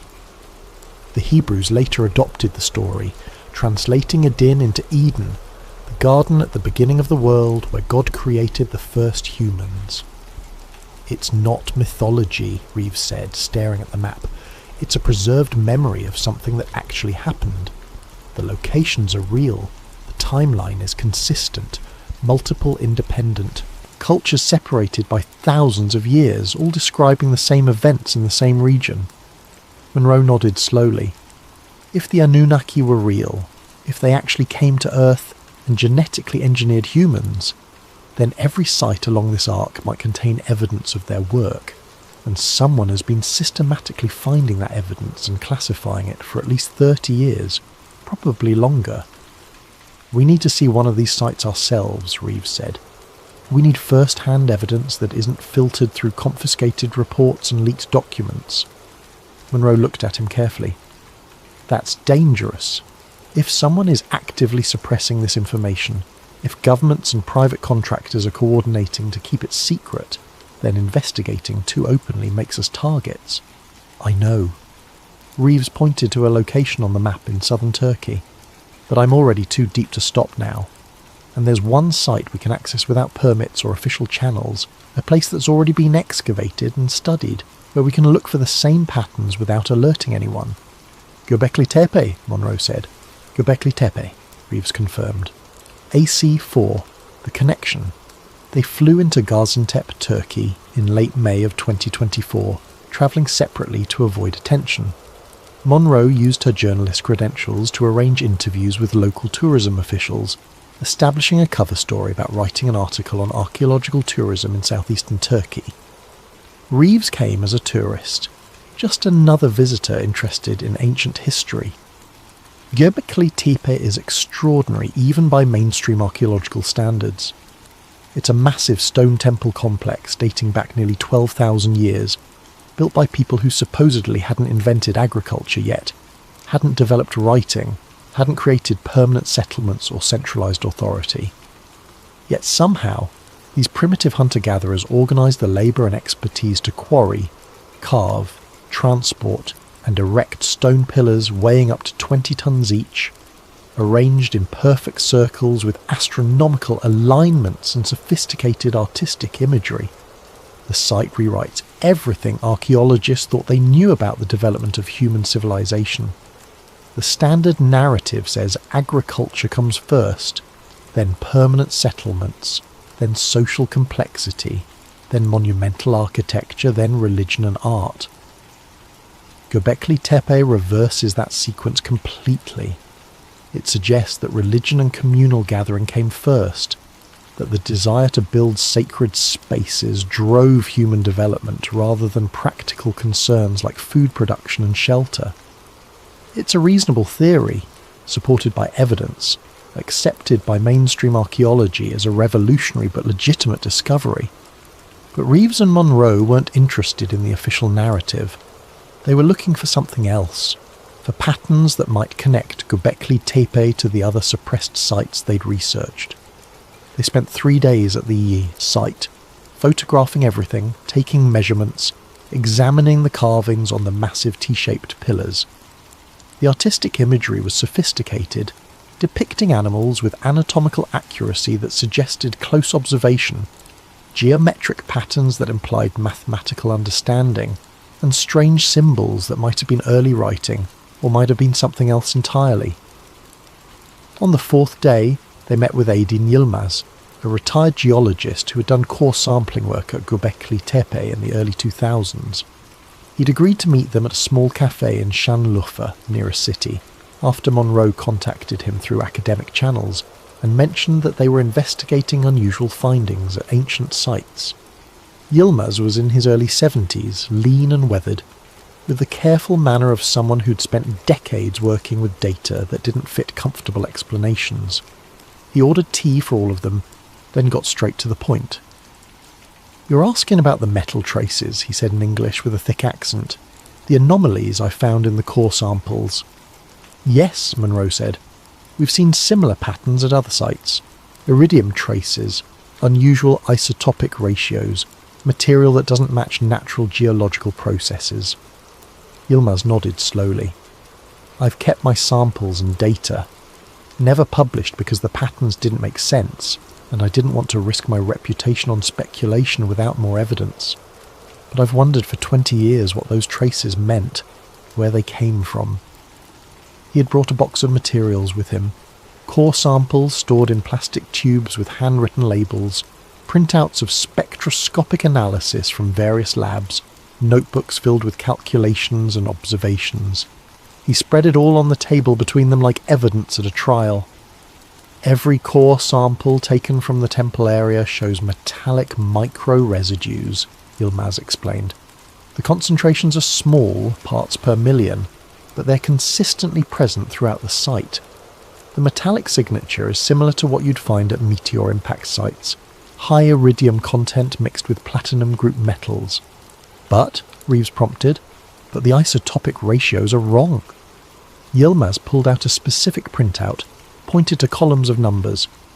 "Natural meteors have characteristic isotopic signatures, specific ratios of different elements that match what we find in asteroid belt samples and other space debris. These samples don't match. The ratios are off by enough that it can't be explained by natural variation or contamination.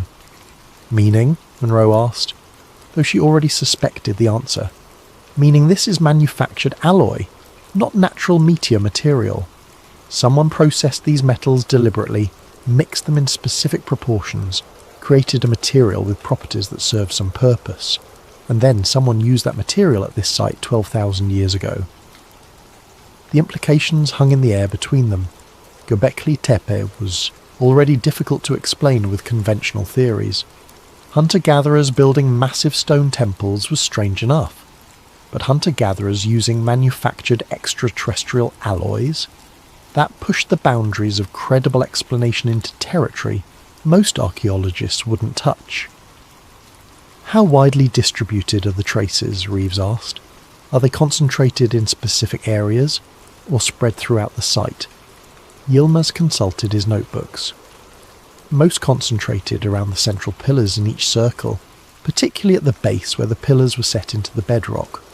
Also present in the soil layers associated with the construction period, less so in earlier or later layers. So whatever this material was, it was being used during the building phase, Monroe said. Maybe as some kind of tool or equipment that left residue. Or maybe, Reeves said quietly, it was incorporated intentionally, some kind of marker or signature, something that would identify this location as important to whoever put it there. Yilmaz looked between them carefully. You're suggesting something beyond conventional archaeology. We're following evidence, Monroe said. Sometimes evidence leads to uncomfortable places. They spent another 2 hours going through Yilmaz's data, documenting everything with photographs and detailed notes. The metallic traces were undeniably present. The isotopic analysis was rigorous and properly conducted, and the conclusion that the material was manufactured rather than natural was solidly supported by the data. As they were preparing to leave, Yilmaz added one more observation. There's something else I never understood.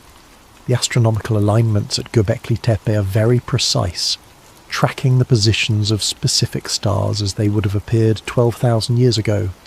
But there's one alignment that doesn't match any known celestial object, pointing to a region of space where nothing significant is visible. Where? Reeves asked. Yilmaz pulled out a star chart marked with calculations. The ecliptic south pole below the plane of the solar system. The pillars aligned to point towards something that would have been in that direction 12,000 years ago. Something important enough to memorialize in stone, but nothing we can identify today. Monroe and Reeves exchanged glances. The ecliptic south pole. The direction from which something might approach if it was coming from outside the solar system, or from a highly inclined orbit that took it far above or below the plane where the planets travel. That means someone brought it here, Monroe said after they'd left the cafe and were walking through Şanlıurfa's bustling streets. The Anunnaki, or whoever they actually were, they used manufactured materials. They had technology sophisticated enough to leave traces that last 12,000 years, and they built monuments aligned to point toward where they came from. Reeves was quiet for a moment, thinking through the implications. The tablets weren't offerings to gods. They were logs, records, an archive of what they did here, who they were, where they came from, and someone is finding those records and classifying them because the information is still relevant today. But relevant how? Monroe asked. What could ancient genetic engineering and extraterrestrial visitors have to do with current government and corporate interests? They didn't have an answer yet, but they were about to find one. Ast 5. Genesis 2. Back in London. In early June, Monroe continued working her intelligence sources, looking for any connection between the suppressed archaeological discoveries and current scientific research. She was looking for organisations that might have an interest in ancient genetic information, in extraterrestrial materials, in anything that connected past and present in the way she was beginning to suspect. It took 6 weeks of careful investigation, following money trails through corporate filings and grant applications, tracing personnel movements between government agencies and private research facilities, before she found the connection. Genesis 2. a classified research project launched in 2018 by a consortium that included biotech companies in the United States, United Kingdom, Germany and Japan, coordinated through government research agencies and funded by a mixture of public and private money hidden behind multiple layers of corporate structure. The project had a public face, occasionally mentioned in scientific journals and research publications. Officially, it was advanced genome editing research, building on CRISPR technology to develop treatments for genetic diseases. The papers describe sophisticated techniques for precisely modifying human DNA, correcting mutations that cause conditions like sickle cell anemia and cystic fibrosis, potentially addressing thousands of genetic disorders. Legitimate medical research, the kind that gets funding from major institutions and regulatory approval from ethics boards. The kind of work that wins Nobel Prizes and changes the future of medicine. But Monroe obtained leaked internal communications through a source she would never name, a whistleblower who'd been disturbed by what they'd seen inside the project and felt the public needed to know. The documents painted a very different picture of what Genesis 2 was actually doing. The project wasn't just fixing genetic defects, it was reverse engineering something ancient, using information extracted from Sumerian texts that had been translated by specialists working for Archangeo Solutions. One internal memo, dated March of 2022, laid it out clearly. Primary objective is not disease treatment but enhancement architecture. Using template sequences derived from recovered ancient genetic codices, cross-referenced with modern human genome mapping, we're identifying optimizations present in the original design that have degraded through evolutionary drift. Current protocols focus on neural efficiency, cellular regeneration capability, and lifespan extension through telomere integrity restoration. Another document described the source material. Cuneiform texts provided by Archon Bio Division contain remarkably detailed genetic instruction protocols, describable in modern terms as gene insertion sequences with specific ratio requirements. Text designates these as patterns set in clay, with binding pairs that encode various physiological traits. Direct correlation to chromosomal pair structure suggests source material authors possess sophisticated understanding of genetics. They weren't following mythology, they were following a recipe, instructions left behind by whoever created humans in the first place, now being decoded by scientists with the technology to understand what they were looking at. One file labelled Enki Protocol Primary Implementation outlined specific gene sequences being tested. The sequences were based on ratios described in ancient texts. 7 parts existing human genome to 3 parts modified sequence, introducing changes that enhance cognitive function, improved cellular repair mechanisms, extended natural lifespan, increased disease resistance. The scientific language was dense, full of technical terminology about protein synthesis and gene expression, and cellular signaling pathways. But the core concept was clear. Someone was attempting to recreate the Anunnaki's original work, to engineer humans according to an ancient template that had been preserved in cuneiform text for 45 centuries. One document contained a section that made Monroe's hands shake as she read it. Phase 1 trials completed successfully on 23 subjects. All binding pair modifications achieved stable integration. Subjects demonstrate enhanced cognitive processing, improved pattern recognition, extended concentration capability, physical health markers within acceptable ranges, no significant adverse effects observed. Proceeding to Phase 2 expansion to larger subject pool. 23 subjects, the same number of binding pairs mentioned in the ancient texts, the same number of chromosome pairs in the human genome, not coincidence, a deliberate correspondence, following the original design specifications. Another memo discussed the broader implications. If template sequences prove universally applicable across human populations, potential applications extend beyond medical treatment into augmentation territory.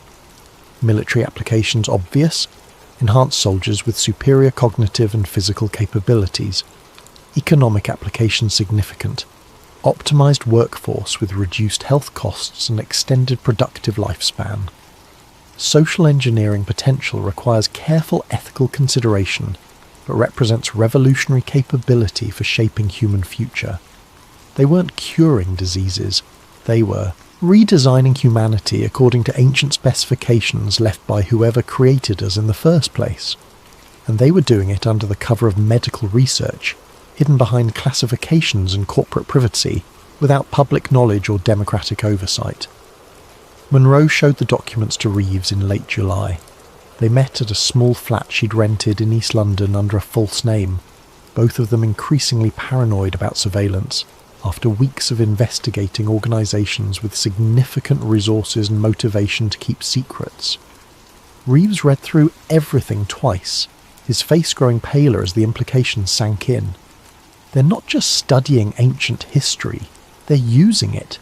They found instruction manuals for creating humans and they're following them. The Anunnaki weren't gods, Monroe said. They were genetic engineers.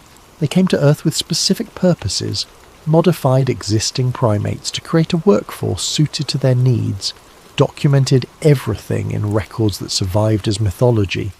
And now we've reached the point where we can understand those records and recreate their work. But why? Reeves asked. What's the purpose? If someone has the resources to do this, why hide it? Why not announce a breakthrough in genetic medicine and accept the accolades? Because it's not medicine, Monroe said. Or not just medicine. Look at the applications they're discussing. Military enhancement, workforce optimization, social engineering. They're talking about creating a new type of human, designed for specific purposes, just like the Anunnaki created us. Which makes us the gods this time, Reeves said slowly. We're doing to ourselves what was done to us, following the same pattern, repeating the cycle. Monroe pulled up one more document, the one that had disturbed her most. A progress report from April of 2024, just weeks after Reeves's dig at Eridu had been shut down. Eridu recovery operation successful. Additional genetic codices retrieved from sealed chamber, expanding template library significantly. New sequences under analysis, with particular focus on behavioural modification protocols and reproductive compatibility specifications. Integration into Phase 3 planning underway. They'd gone back to Eridu after shutting down Reeves's excavation. They'd taken everything from the sealed chamber, all the information carved into those walls, and they were using it to advance their human redesign project. We have to expose this, Reeves said. We have to get this information public before they go too far. Monroe looked at him carefully. If we do that, we become major problems for very powerful people. Organisations with government connections and corporate resources and no interest in having their work disrupted. I know, Reeves met her eyes. But if we don't, they keep going. They keep following ancient instructions to redesign humanity without consent, without oversight, without any consideration of what it means to fundamentally alter what humans are. Monroe nodded slowly. Then we need more evidence. Something irrefutable. Something that proves not just what they're doing, but what it's based on. We need to confirm that the Anunnaki were real, that their legacy is still active, that this isn't just mythology being misinterpreted by zealous scientists. The vault, Reeves said. The sealed chamber under Eridu. If we can get back there, if we can document what's actually in that chamber before Archon processes everything, we'll have evidence that connects past to present. That's incredibly dangerous. I know, but I have a contact in Iraq, someone from the original dig who might be able to help us get access. Monroe looked at the documents spread across the table, the evidence of a project that was redesigning human nature based on ancient genetic engineering specifications. When do we leave? Soon, Reeves said. Before they finish Phase 3 and whatever they're planning next. They started planning their return to Iraq. They arranged for encrypted backups of all their evidence, distributed to multiple trusted sources, with instructions to release everything if they didn't check in regularly. They prepared cover stories and travel arrangements, keeping everything compartmentalised and careful. By early September, they were ready to go. That was when everything accelerated in ways they couldn't have anticipated. Ast 6. The earthquake.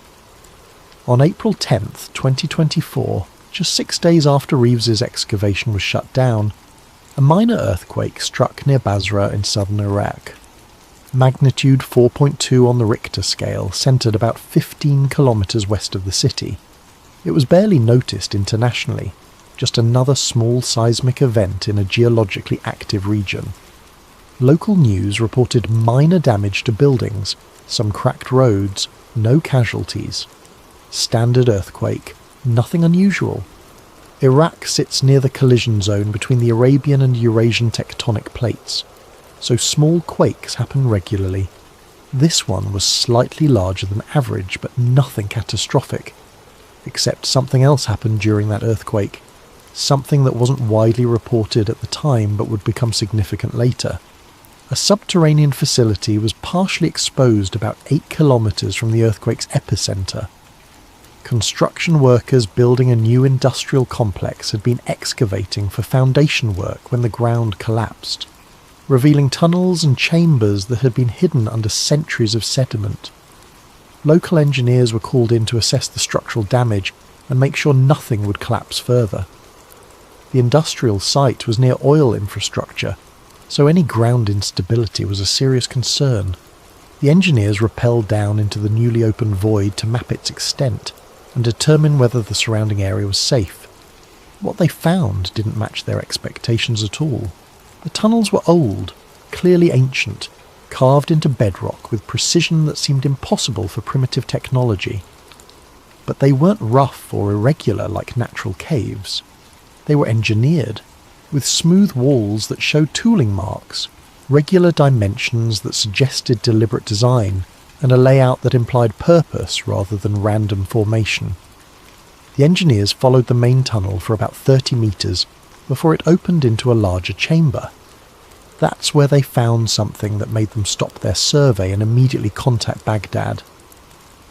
In the centre of the chamber sat a sphere roughly 3 metres in diameter, partially unearthed by the earthquake's disruption of the surrounding soil. It was made of a dark stone-like material, smooth and slightly reflective, covered in inscriptions similar to ancient cuneiform but more complex, more dense with information, carved in layers that suggested multiple rounds of inscription over time. And it was active. The engineers' radio equipment started malfunctioning as soon as they entered the chamber, producing static and interference that made communication difficult. Their measuring instruments showed erratic readings, electromagnetic fields that shouldn't exist around inert stone. One engineer had brought a handheld thermal camera, and when he pointed it at the sphere, it registered a clear thermal signature. Heat generation that had no apparent source. They retreated quickly and made their report. The Iraqi government responded within hours, sending specialists from multiple agencies, cordoning off the area and issuing immediate classification orders that made the discovery state secret. But some of the engineers had made recordings on their personal phones.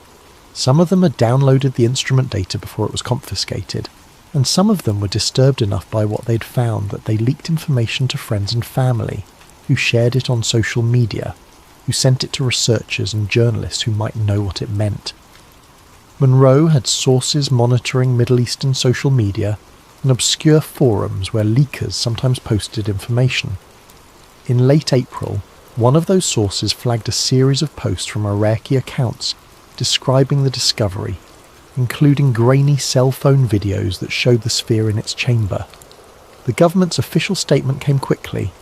Natural mineral formations exposed by the earthquake, unusual geological phenomena caused by groundwater interactions, nothing of concern, the site sealed for safety reasons.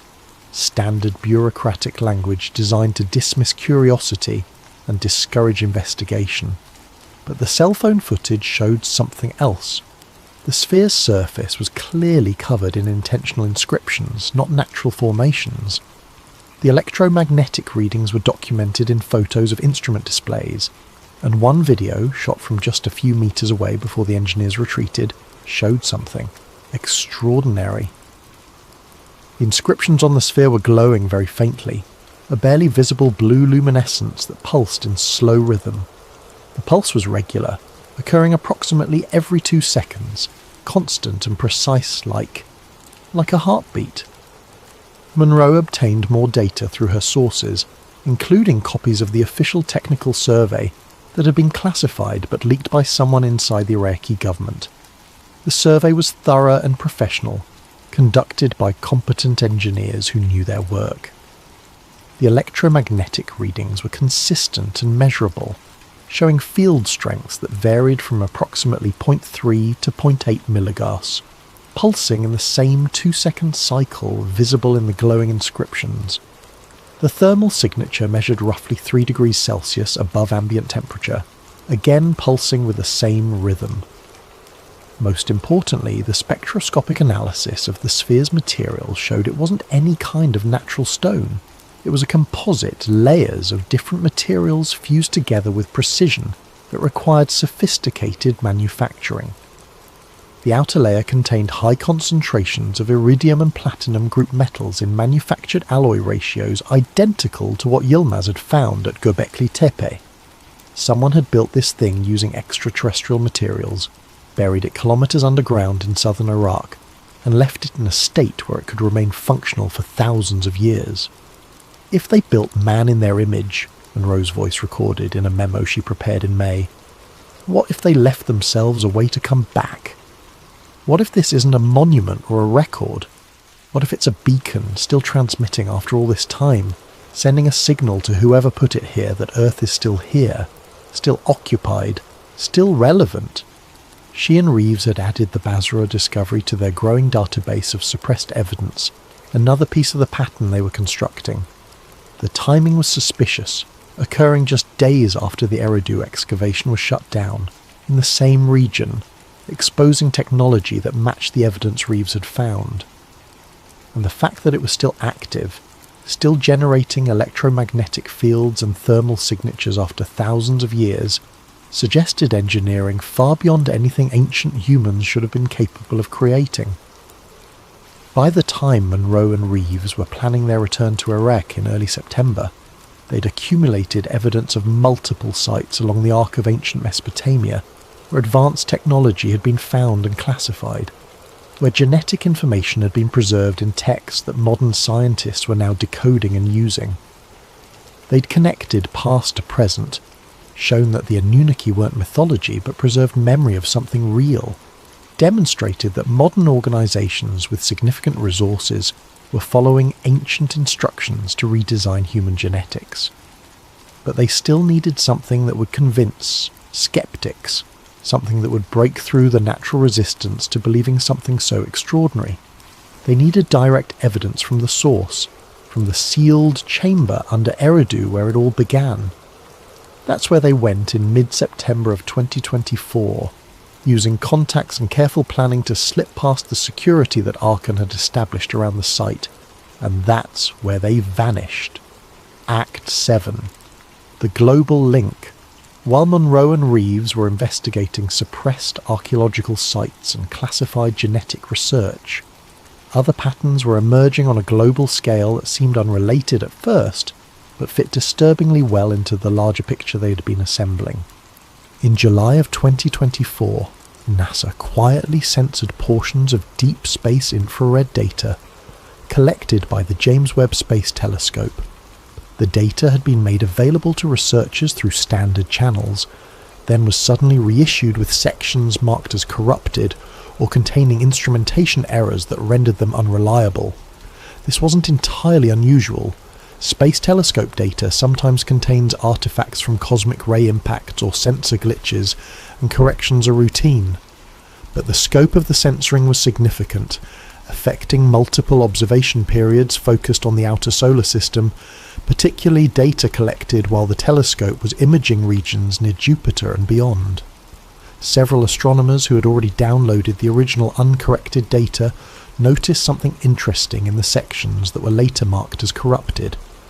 The infrared reading showed gravitational anomalies, subtle perturbations in the orbital paths of trans-Neptunian objects, that suggested gravitational influence from something massive in the outer solar system. Not Neptune, not Pluto, not any of the known dwarf planets or large Kuiper Belt objects. Something else, something big enough to affect multiple orbits in measurable ways.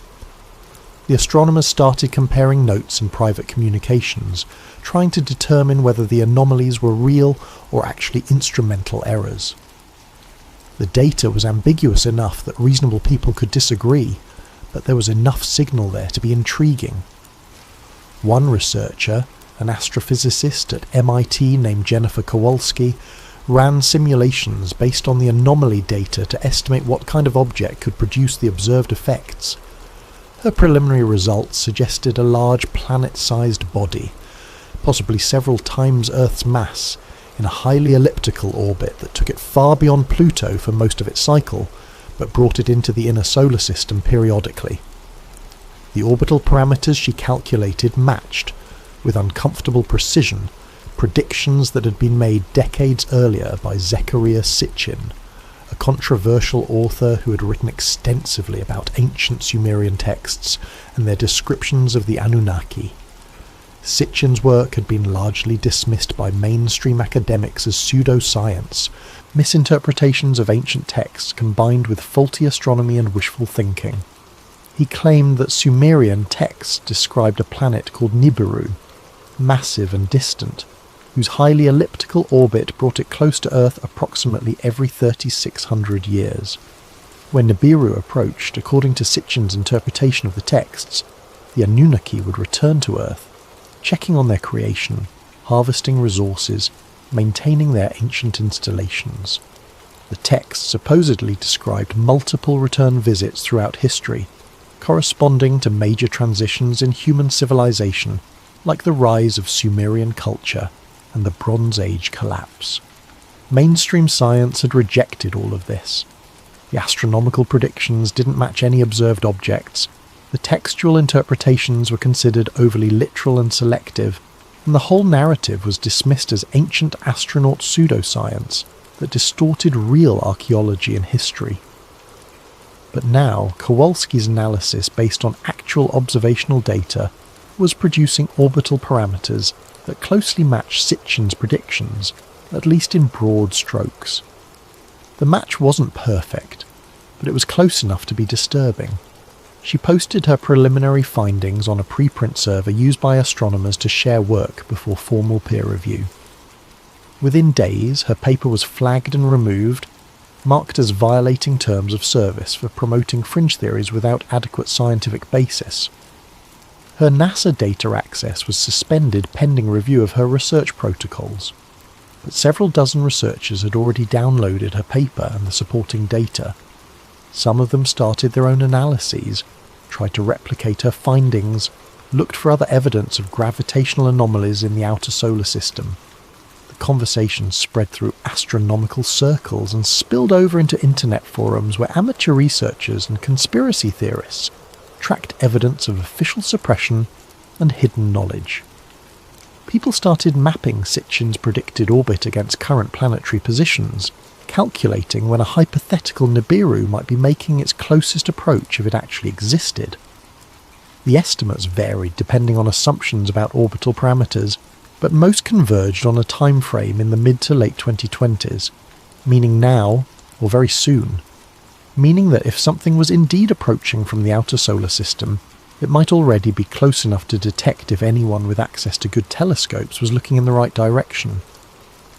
Monroe had been tracking these developments through her network of sources, adding them to the overall picture she and Reeves were building. The astronomical data by itself wasn't conclusive, could easily be explained away as instrumental errors or misinterpretation of ambiguous measurements. But combined with everything else, with suppressed archaeological evidence and classified genetic research and ancient texts describing cyclic returns of the Anunnaki, it formed a pattern that was harder to dismiss. If Nibiru was real, if something massive was indeed approaching from the outer solar system, then what Monroe had asked in one of her notes became urgently relevant. What if the Anunnaki are already preparing Earth to receive them? she'd obtained one more document that tied everything together in ways that chilled her to read.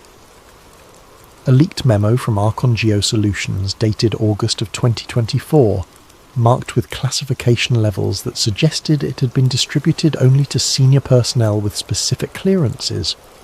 The memo was brief, bureaucratic in tone, discussing project status in neutral technical language. Phase 3 genomic synchronization complete. Population markers within acceptable variance across target demographics. Template stability confirmed through 6-month monitoring of Phase 2 cohort. Neural enhancement protocols demonstrate sustained efficacy with no degradation. Cellular regeneration improvements holding stable. Awaiting return signal for Phase 4 implementation. Return signal. As if someone was expected to send a message. As if someone was coming back and would need certain preparations to have been completed before their arrival. Phase 4 was mentioned, but not detailed in the memo Monroe had obtained, marked as classified above the document's security level. But the implication was clear. Genesis 2 had multiple phases planned, with each phase building toward some ultimate objective that required human populations to meet specific genetic criteria before implementation. If the Anunnaki were real, if they'd created humanity for specific purposes through genetic engineering, and if they were returning, then Phase 4 might be about ensuring their creations were ready, compatible, suitable for whatever purposes the Anunnaki had in mind, creating an interface, preparing a workforce, establishing compatibility between ancient genetic engineers and their modern redesigned product. Monroe had shared all of this with Reeves during their planning sessions before the Iraq trip, laying out the full scope of what they'd uncovered. The evidence was circumstantial, could be dismissed by skeptics as pattern matching and conspiracy thinking, but the pattern was consistent and the connections were documentable. "They're not coming back to check on us," Reeves had said after reading everything. "They're coming back to use us. We're a resource they created, a tool they left behind, and now they're making sure the tool is properly maintained and upgraded before they need it again." Which makes humanity what, Monroe had asked? Property, equipment, a biological technology they designed for specific purposes? Yes, Reeves said simply. And Genesis 2 is making sure we're functioning according to specifications, ready for whatever they have planned. That was the reality they were facing as they prepared to return to Iraq, to investigate the sealed chamber under Eridu where it all began. They weren't just uncovering ancient history anymore. They were documenting an ongoing operation that spanned thousands of years, from humanity's creation to our present moment, all building towards something that might be imminent if the astronomical data was accurate. Their last communication before entering Iraq was an encrypted video sent to Marcus Webb, the independent researcher Monroe trusted as a dead man's switch. If they didn't return, he was supposed to release everything they'd found, make it public regardless of the consequences. "We've confirmed the existence of a sealed vault under Eridu," Monroe said in the video, her face serious but calm. "The coordinates match the old texts exactly. We're going in tonight with a local contact. The Anunnaki never left. They went underground." Reeves added his own thoughts. "If we're right, everything changes. Human history, human origin, the entire narrative of where we come from and why we're here. This isn't archaeology anymore. This is contact." Then darkness, movement, the video ending. That was September 21st, 2024. Neither Monroe nor Reeves has been heard from since. Act 8. The last transmission. The final piece of evidence, the most controversial and hardest to verify, emerged 6 weeks after Monroe and Reeves vanished. In late October of 2024, a video file appeared on an encrypted server known for hosting leaked classified material, a dark web location that had previously published government documents and corporate secrets. The server was shut down within hours of the video appearing, taken offline through coordinated action by multiple governments, but not before several researchers managed to download the file and distribute copies through other channels. The video is grainy handheld footage, clearly shot on a consumer camera or phone in challenging conditions with minimal lighting. The timestamp in the corner is corrupted, showing random characters instead of actual date and time, but forensic analysis of the visual artifacts and compression patterns suggests it was recorded in late September of 2024, consistent with when Monroe and Reeves disappeared. The video begins with darkness and the sound of heavy breathing, footsteps on stone. Then dim light appears, provided by small LED flashlights that create harsh shadows and limited visibility. The camera pans across walls of carved stone, underground, clearly ancient. But these walls aren't ordinary archaeological remains. They're covered in inscriptions that glow faintly with blue luminescence, not from external illumination, but from within the carvings themselves, as if the stone had been treated with some kind of luminescent material, or as if the inscriptions themselves were generating light through some unknown process. The glow pulses slowly, rhythmically, getting slightly brighter and dimmer in cycles that last about 2 seconds each. The pattern is identical across all the walls, synchronized as if controlled by some central mechanism. Rachel Monroe's voice, recognizable from other recordings, though the audio quality is poor. This isn't a tomb, it's not a temple or a storage vault, it's a system, a machine that's been asleep for thousands of years. The camera continues panning, and the inscriptions pulse brighter as the lens passes over them. The patterns are extraordinarily complex, layered information encoded in visual form, some characters recognizable as variations on Sumerian cuneiform, but others completely unknown, geometric and precise in ways that suggest mathematical or technical notation rather than linguistic meaning. "It's reacting to us," Reeves's voice says from behind the camera, tense with excitement or fear or both. "Our presence, our bioelectric fields, something, it's waking up. We're activating something that hasn't been active in millennia." The camera focuses on the centre of the chamber, showing a raised circular platform about 4 meters in diameter. The platform is made of the same glowing stone as the walls, with inscriptions arranged in concentric circles radiating from a depression in the exact centre. The depression is shaped vaguely like a handprint, but with 7 distinct contact points instead of 5, arranged in a pattern that doesn't match human anatomy. Each contact point is about 3 centimeters deep, smooth-sided, clearly intentional. Monroe moves into frame, approaches the platform carefully, examining the depression without touching it. "This is an interface," she says, "a control mechanism, but designed for something with different hands than humans, different number of digits, different proportions." "Don't touch it," Reeves says from behind the camera. "We don't know what it does, what it might activate." "I'm not going to," Monroe says, but she leans closer, examining the inscriptions around the depression. These symbols, they're instructions, sequential steps for operating something, and they reference the timing, the cycles, the return of... Oh God!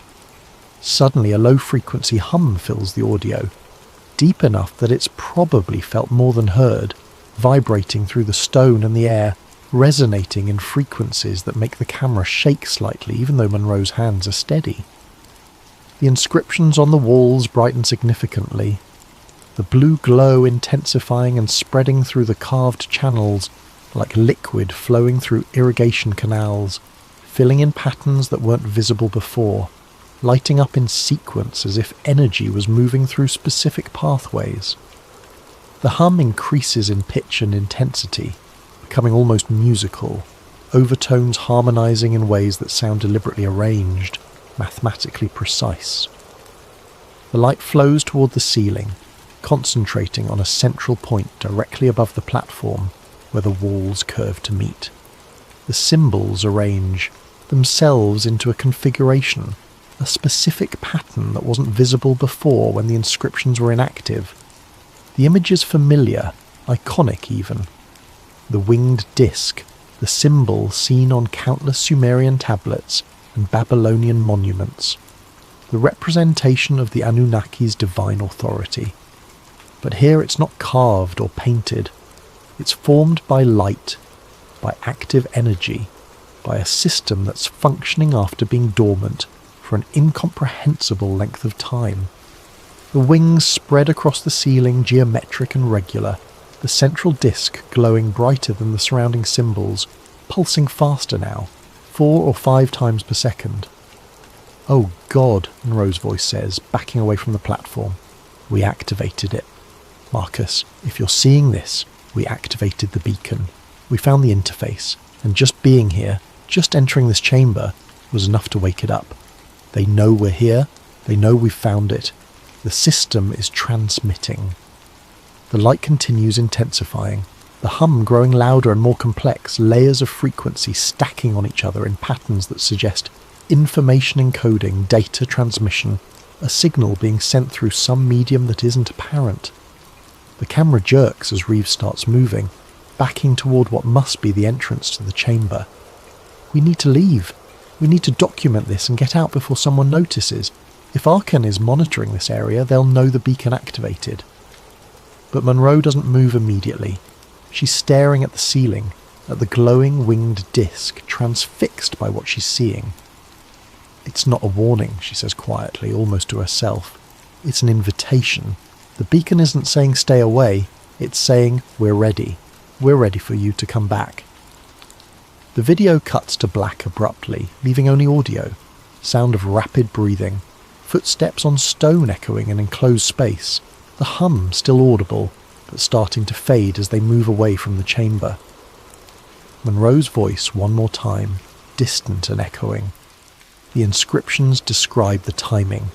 43 cycles since the beginning, each cycle 3,600 years. That's roughly 155,000 years since they first came. But the beacon triggers when humans reach sufficient development to find it and activate it. We just told them we're ready for the next phase. Then nothing. Static hiss of dead audio. The file ends. Conclusion. The pattern complete. So what does all of it mean? What are we supposed to do with this information? Let's lay out what we know, what can be documented, what's supported by leaked evidence and suppressed research that can be traced and verified by anyone willing to do the work. Multiple archaeological sites across the Middle East have yielded discoveries suggesting advanced knowledge that predates known human civilization. These discoveries have been systematically classified or suppressed by government agencies and private contractors acting in coordination. The pattern is consistent. Discovery, documentation, shutdown, silence. Eridu, Harran, Tel Brak, Susa, and others all following the same sequence. Ancient texts from Sumerian, Akkadian, and related cultures describe the Anunnaki not as spiritual beings, but as physical entities with technical knowledge, who created humans through processes that read like genetic engineering when translated carefully and literally. The texts specify ratios, binding pairs, sequential procedures that correlate with modern genetic science in ways that shouldn't be possible for ancient writers working with primitive understanding. Modern genetic research programs, classified and operating under cover of medical research, are using information extracted from these ancient texts to modify human genetics according to ancient template specifications. The Genesis 2 project exists, its documentation is real, and its objectives include human enhancement based on ancient genetic codices recovered from archaeological sites. Astronomical observations suggest possible gravitational anomalies in the outer solar system, consistent with a large planetary body in a highly elliptical orbit, though the data is ambiguous enough that reasonable skepticism is warranted. The orbital parameters loosely match ancient predictions about a wandering planet that returns periodically. Underground installations have been discovered in Iraq containing technology that shouldn't exist, devices made from manufactured extraterrestrial alloys that remain functional after thousands of years of burial, transmitting signals or maintaining readiness for purposes unknown. That's the documented reality, the evidence that exists regardless of how we interpret it. The skeptical explanation remains available. Coincidence, misinterpretation, pattern matching by investigators who wanted to find connections and therefore found them. The ancient texts of mythology being overinterpreted. The genetic research is legitimate medical science, with connections to archaeology being exaggerated. The astronomical data is instrumental error. The underground technology is misidentified natural formations or modern installations mistaken for ancient ones. Everything could be explained away if you're committed to conventional narratives and uncomfortable with extraordinary possibilities. But what if it's not? What if every piece of evidence is genuine? What if the Anunnaki were real, physical beings who came to Earth from somewhere else, who understood genetics and engineering in ways that seemed like magic to primitive humans who witnessed their work, who created humanity for specific purposes through deliberate modification of existing species? Then the implications reshape everything we think we know about ourselves. Human history isn't what we've been taught. We're not the product of purely natural evolution, or at least not entirely. We're designed, engineered, created by beings with capabilities far beyond what our ancestors could comprehend.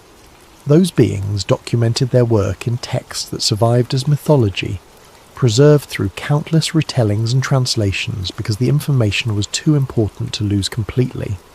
They left installations, buried technology, monitoring systems that could remain dormant for thousands of years and reactivate when the right conditions were met.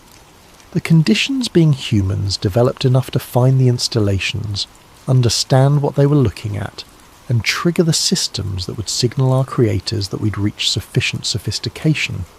We call them myths because it's easier than calling them memories.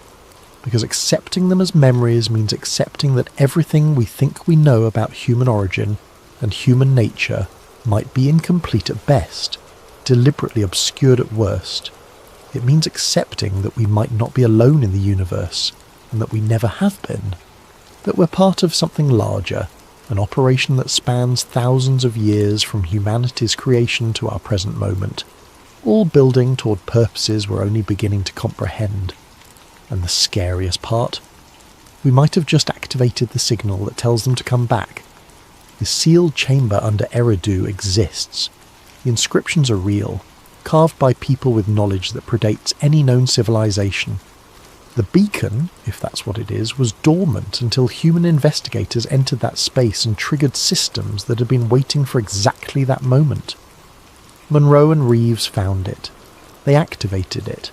They documented what happened and sent one final message before vanishing. Were they captured by Archon personnel monitoring the site? Are they being held somewhere, prevented from revealing what they discovered? Are they dead? Casualties of knowing too much and threatening powerful interests that want this information suppressed? Or are they somewhere else entirely? Somewhere underground in chambers lit by blue circuits carved in ancient stone, waiting with whatever they found there for the signal to be answered, for the creators to return and complete whatever plan has been unfolding since the beginning. The Eridu excavation remains officially sealed, classified under a multinational directive that hasn't been explained or justified to anyone outside the agencies involved. Archon Geo Solutions continues operating in Iraq, their activities hidden behind corporate privacy and government classification, their purpose known only to senior personnel with appropriate clearances. Genesis 2 continues its work, publishing occasional papers about genetic medicine, while pursuing objectives that remain classified, following ancient instructions to redesign humanity according to specifications left by our creators. And something might be approaching from the outer solar system, massive and distant, following an orbit that brings it close to Earth on a schedule measured in thousands of years, close enough to matter, close enough to allow whoever or whatever created us to return and check on their work. Daniel Reeves and Rachel Monroe remain missing. Officially, there's no evidence of foul play, no reason to suspect anything beyond two adults choosing to disappear. Their families still hope they'll come home. Investigators have found nothing. Officially, nothing unusual happened in Iraq in 2024. Officially, the Anunnaki are mythology, ancient stories told by primitive people trying to make sense of a confusing world. Officially, humanity evolved naturally through millions of years of random mutation and natural selection. No intervention required, no outside influence needed to explain our consciousness or capabilities. Officially, we're alone. We've always been alone. And the gods who shaped us from clay are nothing more than stories. But late at night, when you're drifting off to sleep, when the rational mind loosens its grip and older instincts surface, maybe you'll wonder. Maybe you'll think about the winged disc carved on tablets 5,000 years old, glowing in underground chambers that haven't been opened in millennia. Maybe you'll think about the impossible precision of ancient structures, the sophisticated knowledge encoded in cuneiform that nobody should have possessed, the stories every civilization tells about gods who came from the sky and made humans in their image. Maybe you'll look up at the stars and wonder what's out there in the dark, beyond Neptune and Pluto, in the cold reaches where orbits take thousands of years to complete. Maybe you'll wonder if something is coming closer, making its slow, inevitable approach toward the inner solar system, toward the planet where its creation waits. Maybe you'll wonder if we were designed to wonder, if curiosity itself is part of the program, if every question we ask brings us closer to the answers they left for us to find when we were finally sophisticated enough to understand them. And maybe, just maybe, you'll realise that the beacon has already been activated, that the signal has already been sent, that we've announced ourselves to whoever created us, told them we've reached the development level they were waiting for, triggered the systems they left to monitor our progress. The Anunnaki aren't coming back. They're already here. They've always been here, waiting in chambers beneath Eridu and Göbekli Tepe, and a dozen other sites along the arc of ancient Mesopotamia.